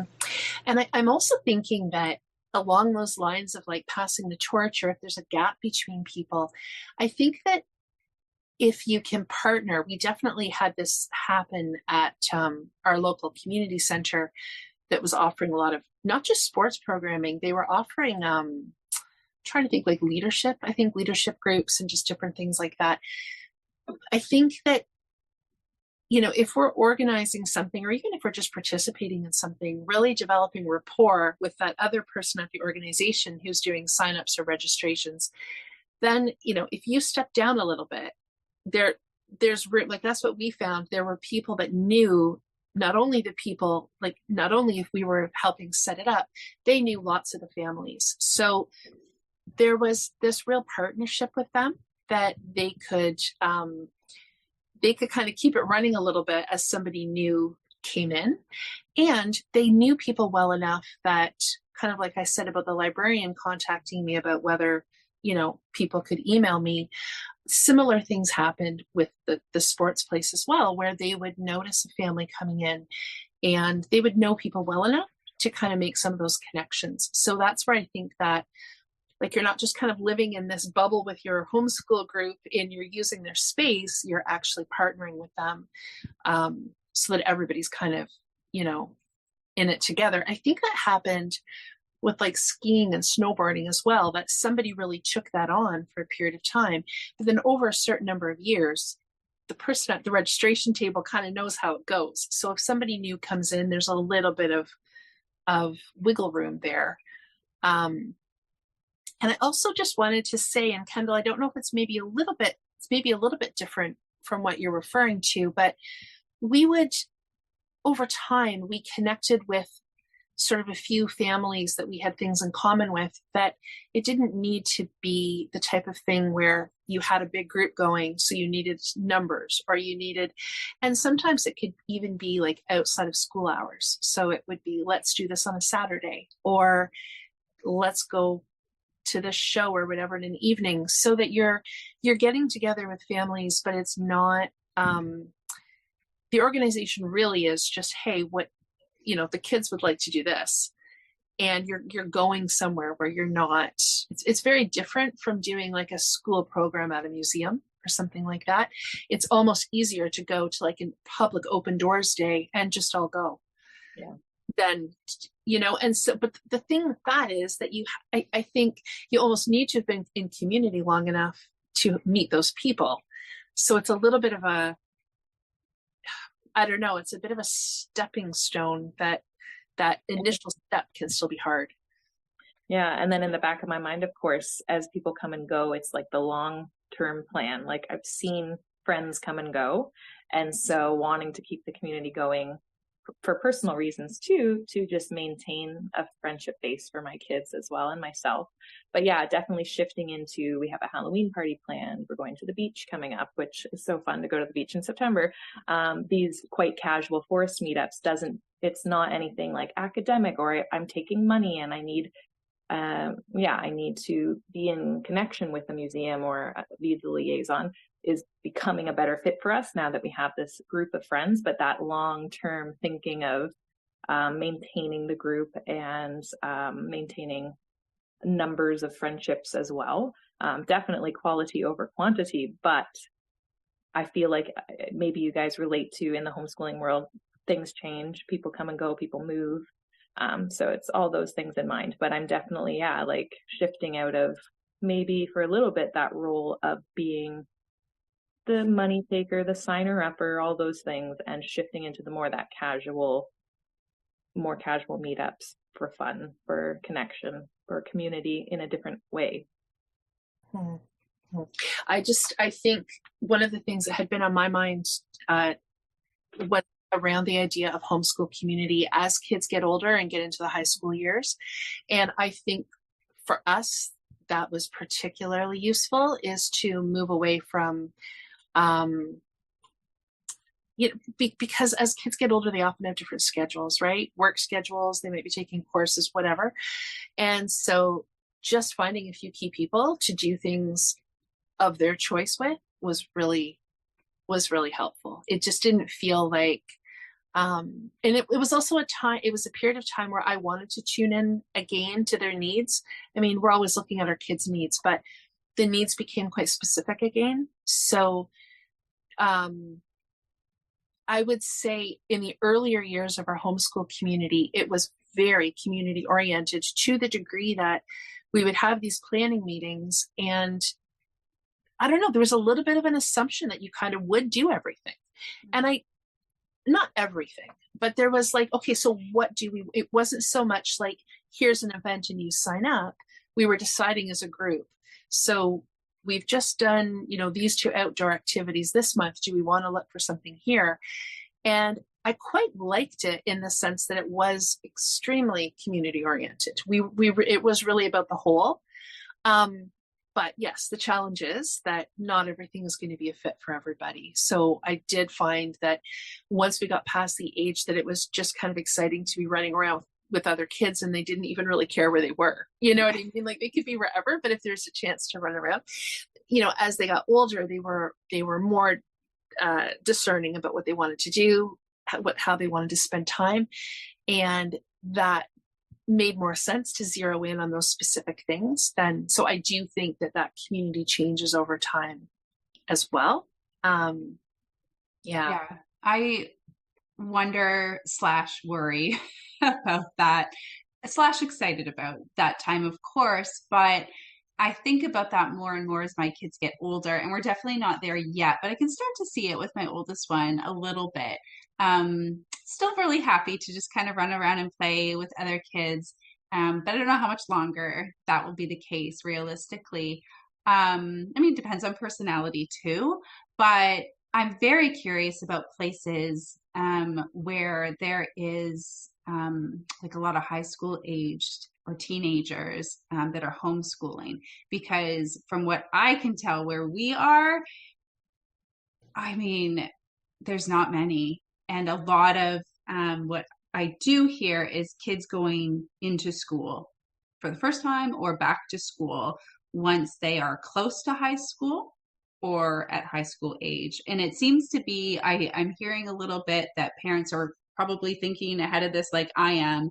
And it seems, and I don't have a lot of experiences like hearing from a lot of people, but like parents are getting their kids into school before high school, thinking starting in school at high school might be extra challenging. I'm really not sure. We are not there yet, but I think about, finding other teenagers if my kids don't, like I'm thinking about like the homeschool kids that they know now, if they do go into school, I'm going to be back to, okay, where do we find people? And I see it again in the Facebook homeschool group. That's my insight.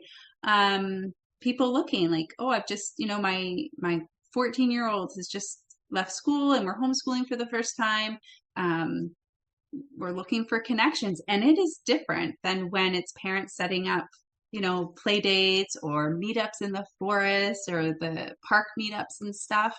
Not to say that that's always easy, but the kids kind of, for the most part, are happy to go along and do that. And that's very different for teenagers. So, I don't really have a lot to say about it, but I'm wondering about what that's going to look like for us quite a bit as the kids get older. And I hope to like have an opportunity, sooner rather than later to hear from some other homeschool families, even if it's not where we live, like somewhere else where it looks quite different for them, and just how they navigated that and what that looked like. Because I just think like, oh my gosh, if we get to the point where, the kids are going into school just because that's kind of the only way, not the only way, but there is something to, I think, especially some like really social teenagers, of course, like there's always going to be like sports they could get into or different clubs. Like it's not the only way for them to be with other kids or other teens.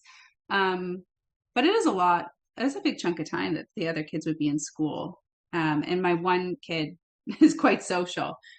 So yeah, I'm just wondering about that quite a bit lately. Yeah. It might end up being one of those things like that's more reflective of adult relationships, where in our free time we might have a handful of good friends, quality over quantity.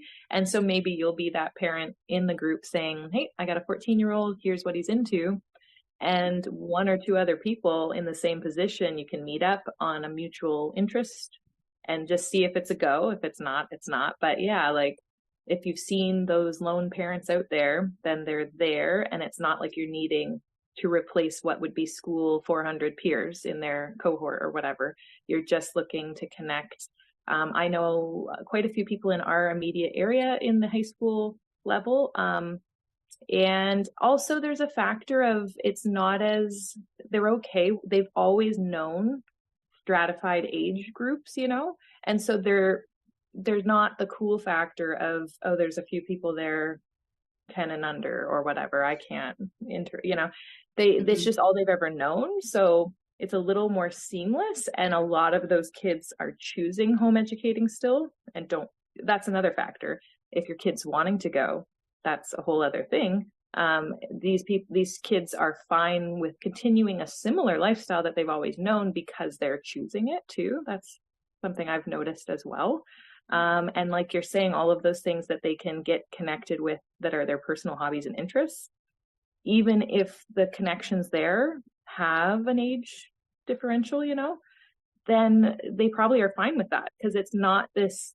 I think a lot of people get afraid of the high school level, thinking they need same age peers, and it is important, but maybe not as important as we think. And if they're connecting over interests in common through a club or through a hobby, then it's about their maybe level of happiness and contentment.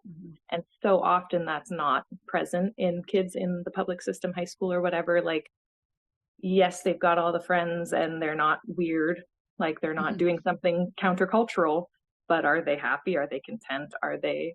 So it's really questioning all of those norms, just because I think as parents, we feel all that pressure all of a sudden that the age has changed.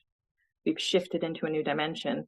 We have new eyes on us. Oh, it was okay for you to home educate when your kid was 14 and under.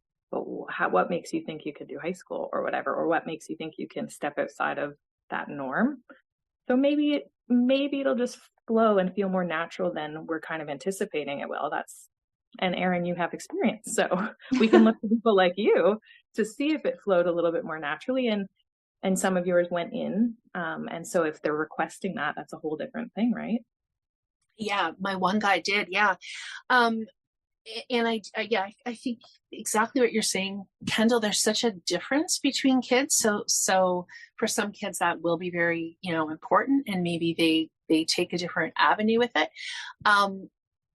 But yeah, I think there's no question. I do see more and more as well that there is this kind of mass exodus but the interesting thing is there's also sometimes a mass entry point at high school is the other thing that I've noticed, is that people just find that high school isn't working for them, or maybe even a couple years before. So I also think that's kind of an interesting thing, that there's a little bit of a swap at times. Something that I found, because I think what you're also referring to, Ashley, is like if you have a child who's wanting those connections, which I did as well, because I do think that what happens sometimes is that there's this kids they want maybe to do something different. They want to switch it up a little bit. They are older. They're looking maybe for more just kind of a different type of interaction that they've had, but they maybe don't want to go to school. Mm-hmm.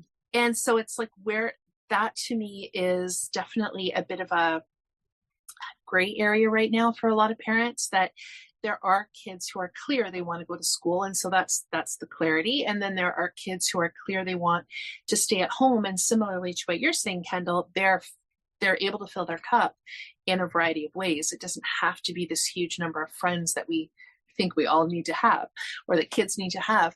But there is like this other sort of, I don't know, kind of holding ground to me there, where kids are wanting something different, but yeah, the numbers aren't there. One of the things that I did find helpful a little bit was just to shift. I'm going to see if I can explain this. So I started offering small group. So for example, I did a small group book study, and I did that with a couple of my guys and a few other kids. Often it was like 4 of them, like a couple of other guys. And I have to say, they weren't necessarily, my one son, yes, but maybe not the other 3 or 4 kids. I wouldn't say that you would look at these kids and go, you know what, book study. That's probably not the first thing. But I also think that what happens is there can be, like, when kids aren't together I'm going to say by force, but in school you're together, you're put in a class, there you are. It's a little bit more awkward sometimes to connect with new people when there isn't like an anchor point that school does provide.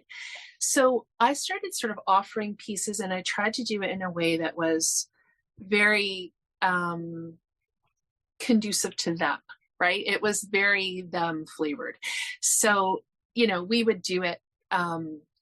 There was like a basketball court and a skate park there. And it was very much like we would plan this chunk of time together, and they would skateboard and they would come in, and we would get a study room, and we just kind of did this. And there was nobody was bringing assignments or anything. It wasn't like they had to do something to do it.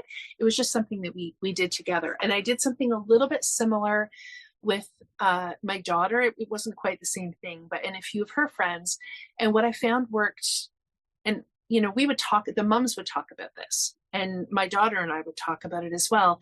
What worked well for them was meeting somewhere. So we would do like mini golf, or sometimes it maybe be like a movie, something where there was like an event, but it wasn't like you're getting these new kids together and they all have to find something in common, right? So sometimes I think the need was to be away from the parents. So in the book club, I just picked those kids up where they got dropped off, that they needed to move away from. The moms are all getting together, and like we needed to move away from that.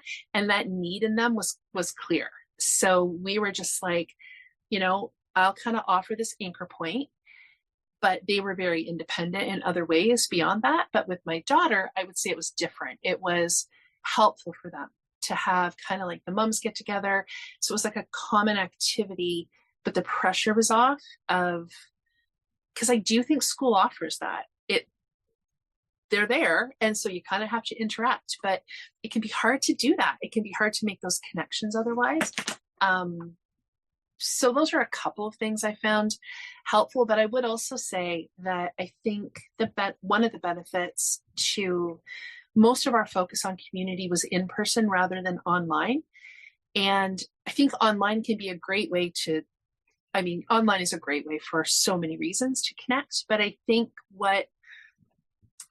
if we're talking today about practical in-person community, what I liked about in-person is you really you get to know the person. And so if they're different than you in any number of ways, I don't know. I feel like online we've gotten very siloed and very insular, I think is the word I'm trying to say, where we are kind of in our own echo chambers, and then we're looking for our same kind of people to hang out with all the time.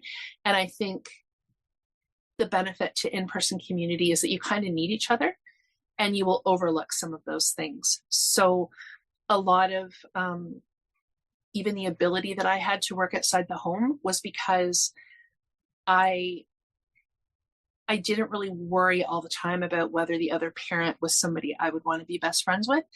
And in the end, it turned out I did form friendships with these people. But I think I shared that with you, Ashley. One of my very best, I mean, we were back and forth. She took care of my kids. I took care of her kids. I wouldn't have picked her out of the crowd to begin with.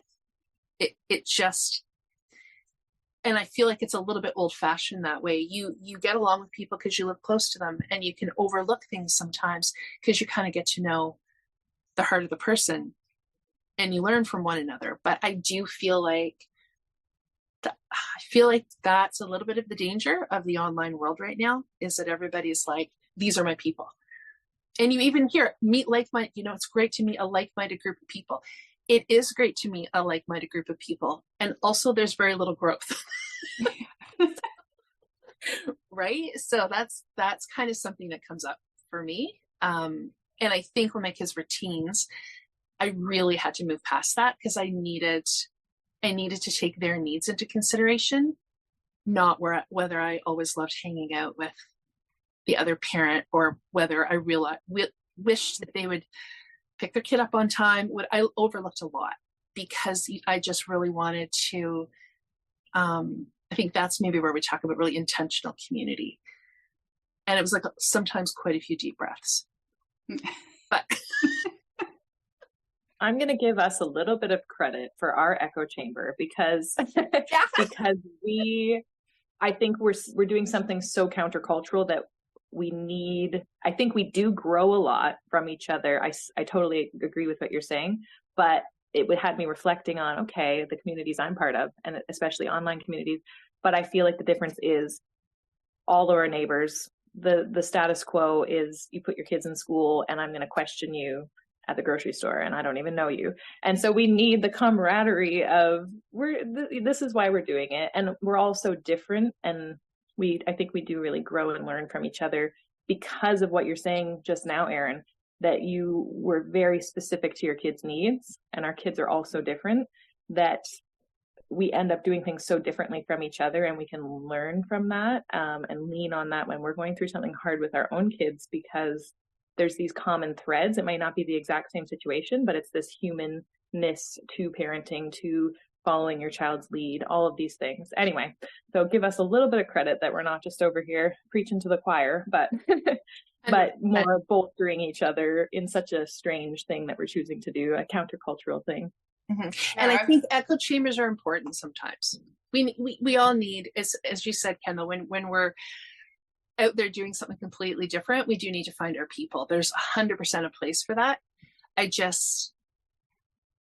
think when we're thinking about giving our kids as much chance as possible and ourselves as much chance as possible for community, it's just that other piece to it. But I agree with you. I do think we need to give ourselves credit, and everybody in the larger community. We're all trying to, paddle through something that's really different.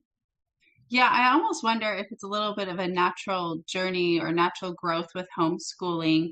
And this would obviously depend on like when you start homeschooling and how old your kids are. But I can just kind of speak from my experience, not that we've been on it long enough to really know what it'll be like when my kids are teenagers and older. But I think like you can leave those echo chambers once you've been in them. Like once you have a sense of belonging, you have your people, then that kind of builds your confidence and your comfort, and like you've been validated in your beliefs and your thoughts, and then you can insert yourself in different communities and be maybe more okay. And we all get that from different ways. But I was thinking the same thing with what you shared, Kendel, around a lot of the times anyway, when you start homeschooling, it does kind of feel like you're already doing something so different and you're like looking for your people. And I think you can kind of get a little stuck. And I think I kind of did. I felt like I really needed to. I think we tried some different homeschool groups and I was like, well, that really didn't work. And I'm like, I've already left for our experience. We already left the school system because it wasn't working great.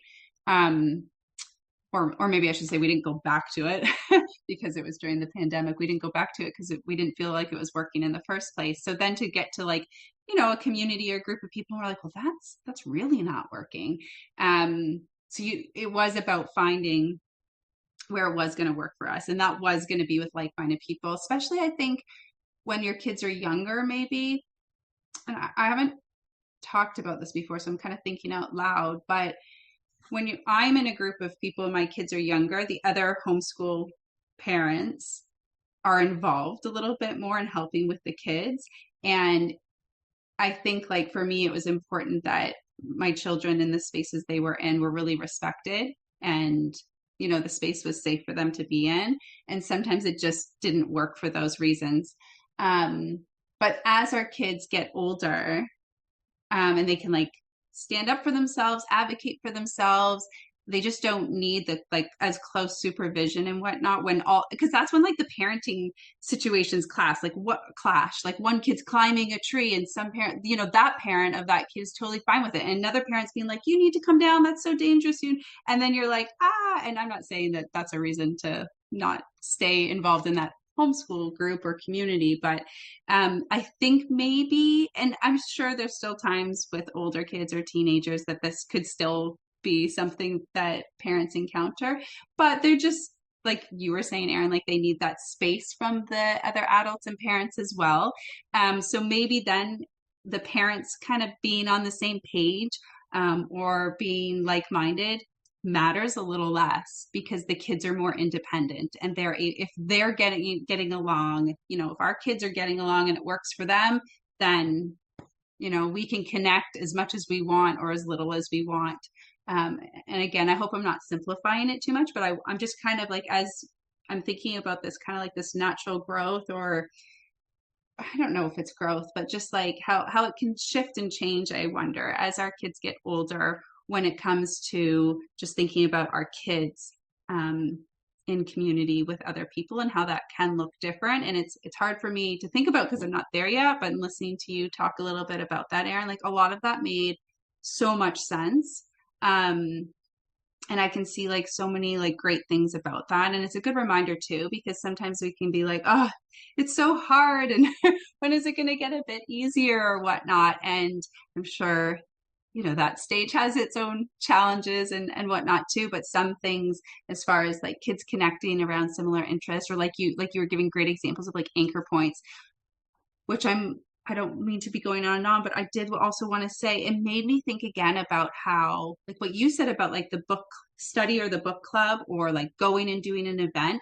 Again, that's what I think adults often do when they get together with people they don't know. And I think we talked about this in like the earlier, like episode 3 about building or like choice in education. We were talking about community in that one. I think we talked about how when people retire and people who are seniors and they join clubs, like they have that anchor, that what you were talking about. But of course, like teens, a little bit trickier, maybe like that's not already happening there. It's another example of it's not happening for homeschool things. Like that's we know that as a society or as a community, that seniors look for opportunities to get together, and different places offer. I mean, I see it a lot in our community where there's opportunities advertised, I guess, for it doesn't even say like an age. There's not an age attached to it, but that it's for like the retired community. That's not being offered to homeschooled teenagers. So, it is kind of on the teens themselves or their families and their parents to kind of, it sounds like that's what you noticed, Erin. And so you were able to find a way. And I appreciated you saying that you wouldn't look at the kids necessarily and think, oh, book club, because I'm like, what will my kids be interested in? Right. But not that it doesn't matter what it is, but it's just like, if it's something that they can come together and connect on, and then whatever comes from that, like you mentioned, like there's opportunities to go like outside and play basketball or skateboard, then they could go do that. So yeah, exactly. And I think, Kendel, you were talking about like, connecting based on interest, and it doesn't always have to be, excuse me, that it's another homeschool kid or even somebody their own age. But I was thinking that those shared interests, even kids of the same age, it's a little bit different, I find, when you get to the high school age, because sometimes kids are like, I'm just thinking of my son's basketball. None of those kids, well, I mean, most of them wouldn't have all been at the same high school anyway. So I think too, as kids get older, they their hours, like they're often able to stay up pretty late at night. So things like, sports or music events or something later in the evening are not such a big deal. And so something like that, you're meeting kids that it kind of doesn't matter where they go to school. Like it's not, they've done their thing, you've done your thing during the day. So it's not to say that the socializing always has to happen during the day. And what we found by that age, there's a lot of parents that aren't particularly involved with their kids by that age, like non-homeschool parents. And so there were a lot of people who were quite happy to, like, for me to offer their kids a ride home and be like, we would go for a bite to eat after, or the donut shop. Like they were like, sure. Whose mom is she? Sure, whatever. Yeah. So we also have this idea that everybody's like parenting the way that we are. And like I found once we got to the high school years, there were a lot of parents that were just like, sure, just be in by 11. Like they didn't care who I was. And so I would offer kids rides home if I noticed that the kids connected with them, and it would just expand their time together a little bit. I just wanted to really quickly, I know we've been chatting quite a long time. I think when we talked about stewing, we kind of finished with some like low cost opportunities. And I think that when we're talking about sort of like accessibility to home education and community opportunities, are there ones that come to mind for either of you around low cost? I mean, I know we've talked a lot about library. That's obviously free. But just, I think, helping people to understand what are some of the accessible places that people can go and meet people. And I think I mentioned the fact that, again, I think community can be really good for allowing people to do some paid work if you've gotten to know somebody well enough to kind of trade off a little bit. Yeah, I kind of go back to what I was thinking about earlier, where you can create accidental community by traditionally going to the same places, either seasonally, annually, or even weekly. So like even thinking about anything you do in your life as being like, oh, if we go to that pumpkin patch every year, that creates a sense of community in that it mimics community, in that it's familiar, it's safe. We know about it. We know some of the faces we'll see there. So I mentioned like farmers markets, going to the same strawberry picking patch, the same pumpkin patch, festivals going on in your town, like our Christmas parade. That really feels like this sense of community. It's free. You see, we often stand in the exact same spot every year. And so we're like waiting to see the familiar faces that we know also love that spot and know about that sneaky parking spot. And the people coming through the parade, it's quite same every year. So any of these touch points that are very familiar, the same every year, or that you go to traditionally, that don't have to cost anything at all. I'm a very seasonal person. So even like we go apple picking every year. We go to a local park to rake leaves, because although we have beautiful trees, they're all walnut trees. They blow into our back field. And so we go to a park that has these maples to have the whole experience of jumping in the pile. And people always stop and wonder what we're doing. Do we work for the park? It creates a lot of opportunity for people walking by in the path to be like, what on earth are you doing here? But that's it's just creating those cyclical things that your kids look forward to, that give that sense of ownership and belonging in your space, and them understanding the touch points throughout your year that just give all of the same benefits of community, even if the people along the way are a little bit different each time. So that's what it brought to mind for me. I love that idea of going to a whole other park, Kendel. That speaking of fun. Yeah. Bring your own rake. Yeah, exactly. I was thinking back like of what we've tapped into, or even just what I see other like local homeschoolers tap into. And I'm pretty sure the first thing we got involved in that was completely free, it was just one mom at the time. I think it's just one mom organizes like a weekly hike. And I don't know how I even found out about it first. Probably the homeschool Facebook group was just posted there, I would think, or maybe I ran into someone and they mentioned it. But it was a weekly hike, and the location, I mean, would always change. Sometimes they'd go back to the same trail or whatever. And it was just kind of like, it would be different people, but sometimes people would commit to it and go weekly. And I think it went from like September to June, but now actually it might keep going all the way through. It's a different person who organizes it. And it's great because if you don't go one week because someone's sick, that's okay. You can go the next week. Like, you don't have to commit to it, but it seems like there's enough like group of people that you can go and there will be people, which I thought was good because that doesn't always happen.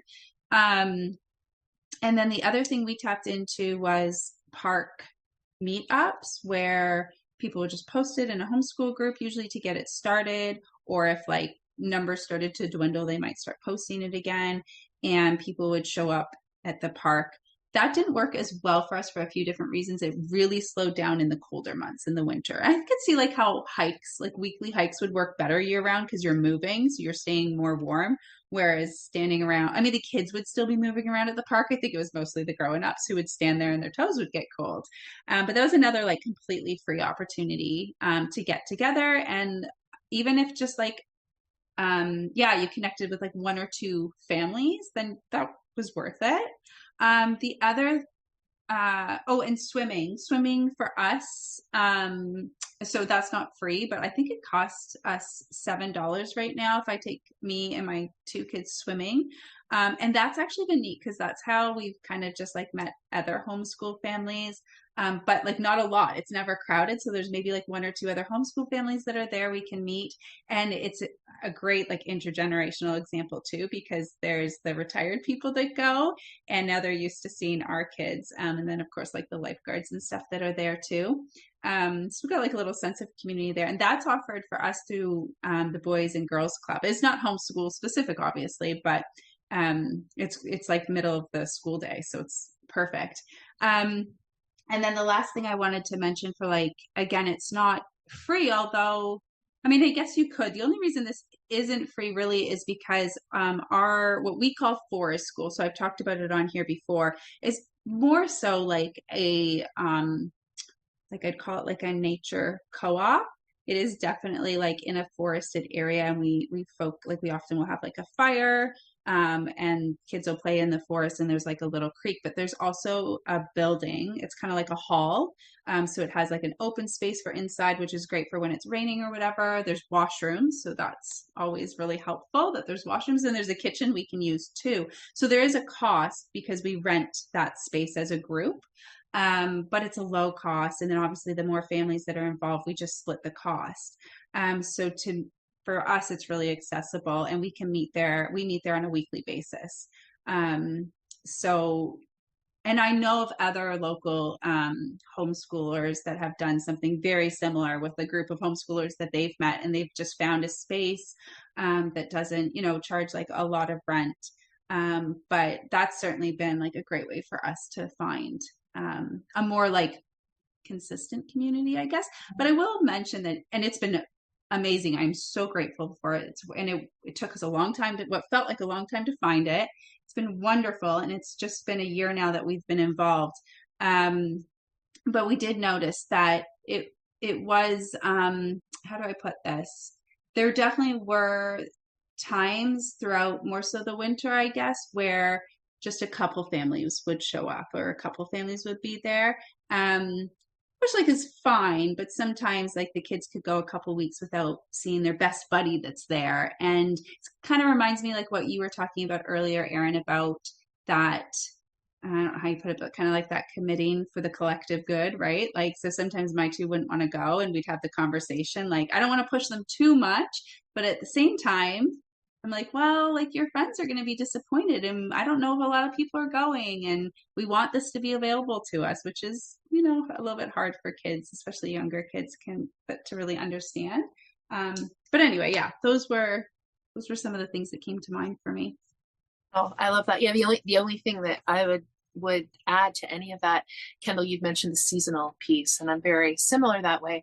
And I think too, we have an opportunity to like dig into, like, I will often talk about like the salmon swimming upstream or things like that, where yeah, it's completely free and it's so easy to just invite a bunch of people to do something like that. In the winter, tobogganing here would be another one. That's also a bit tricky because it can be either too much snow, not enough snow, icy snow. But if you have a group of people where you're kind of committed to finding a day, it's just about getting together, right? It doesn't have to be like a super fancy thing. So yeah, I love all those ideas. I think too, I remember reading some things from Sarah at Happiness Comes Here where they would go to a similar place and kind of like explore it and maybe nature journal if kids wanted to do that. And so they would maybe do that all 4 seasons. So finding things like that it's free, but there's a little bit of a focus to it. Yeah, I think there's a lot of different things that we can do. And lastly, I think I would just say too, like we can always be keeping our eyes open a little bit if it would be helpful to help out or modify things a little bit. Like you're talking about, Ashley, as far as renting shared space, if there's somebody that you think might have a hard time doing that, of course, that's a sensitive thing depending on how well you know people, but either paying it forward a little bit, or just being cognizant of the places that we rent and thinking about whether that's going to work for everybody. But yeah, so, okay. Did we cover a lot? I think we did. Is this a two-parter is the question. What's that? Is this a two-parter? I know. I think that is the question. Yeah. Okay. This was good. I think we did cover a lot. So thank you both. Kendel, we'll put your IG handle in the notes and we'll have to go back and think about what else we mentioned to put in there. I think there's a few resources for sure. So, okay. Thank you. Yeah. Thanks for joining, Kendel. Thank you for having me. It was such a great conversation. And this ends our conversation today. We hope you found it interesting and helpful. If you'd like to connect further or see additional content, Erin can be found on the web and on Instagram at Everlearning. Ashley can be found on Instagram at Ashley as Mama and Storytime Shelves. And I, Hayley, can be found on the web and on Instagram at Taking a Kinder Path. We'd love it if you'd share this conversation with anyone you think might like it. And if you've enjoyed this episode, maybe you'd consider leaving us a review. We'd love to hear your thoughts. We're so grateful you made time in your day to listen to us chat. Thanks so much for listening.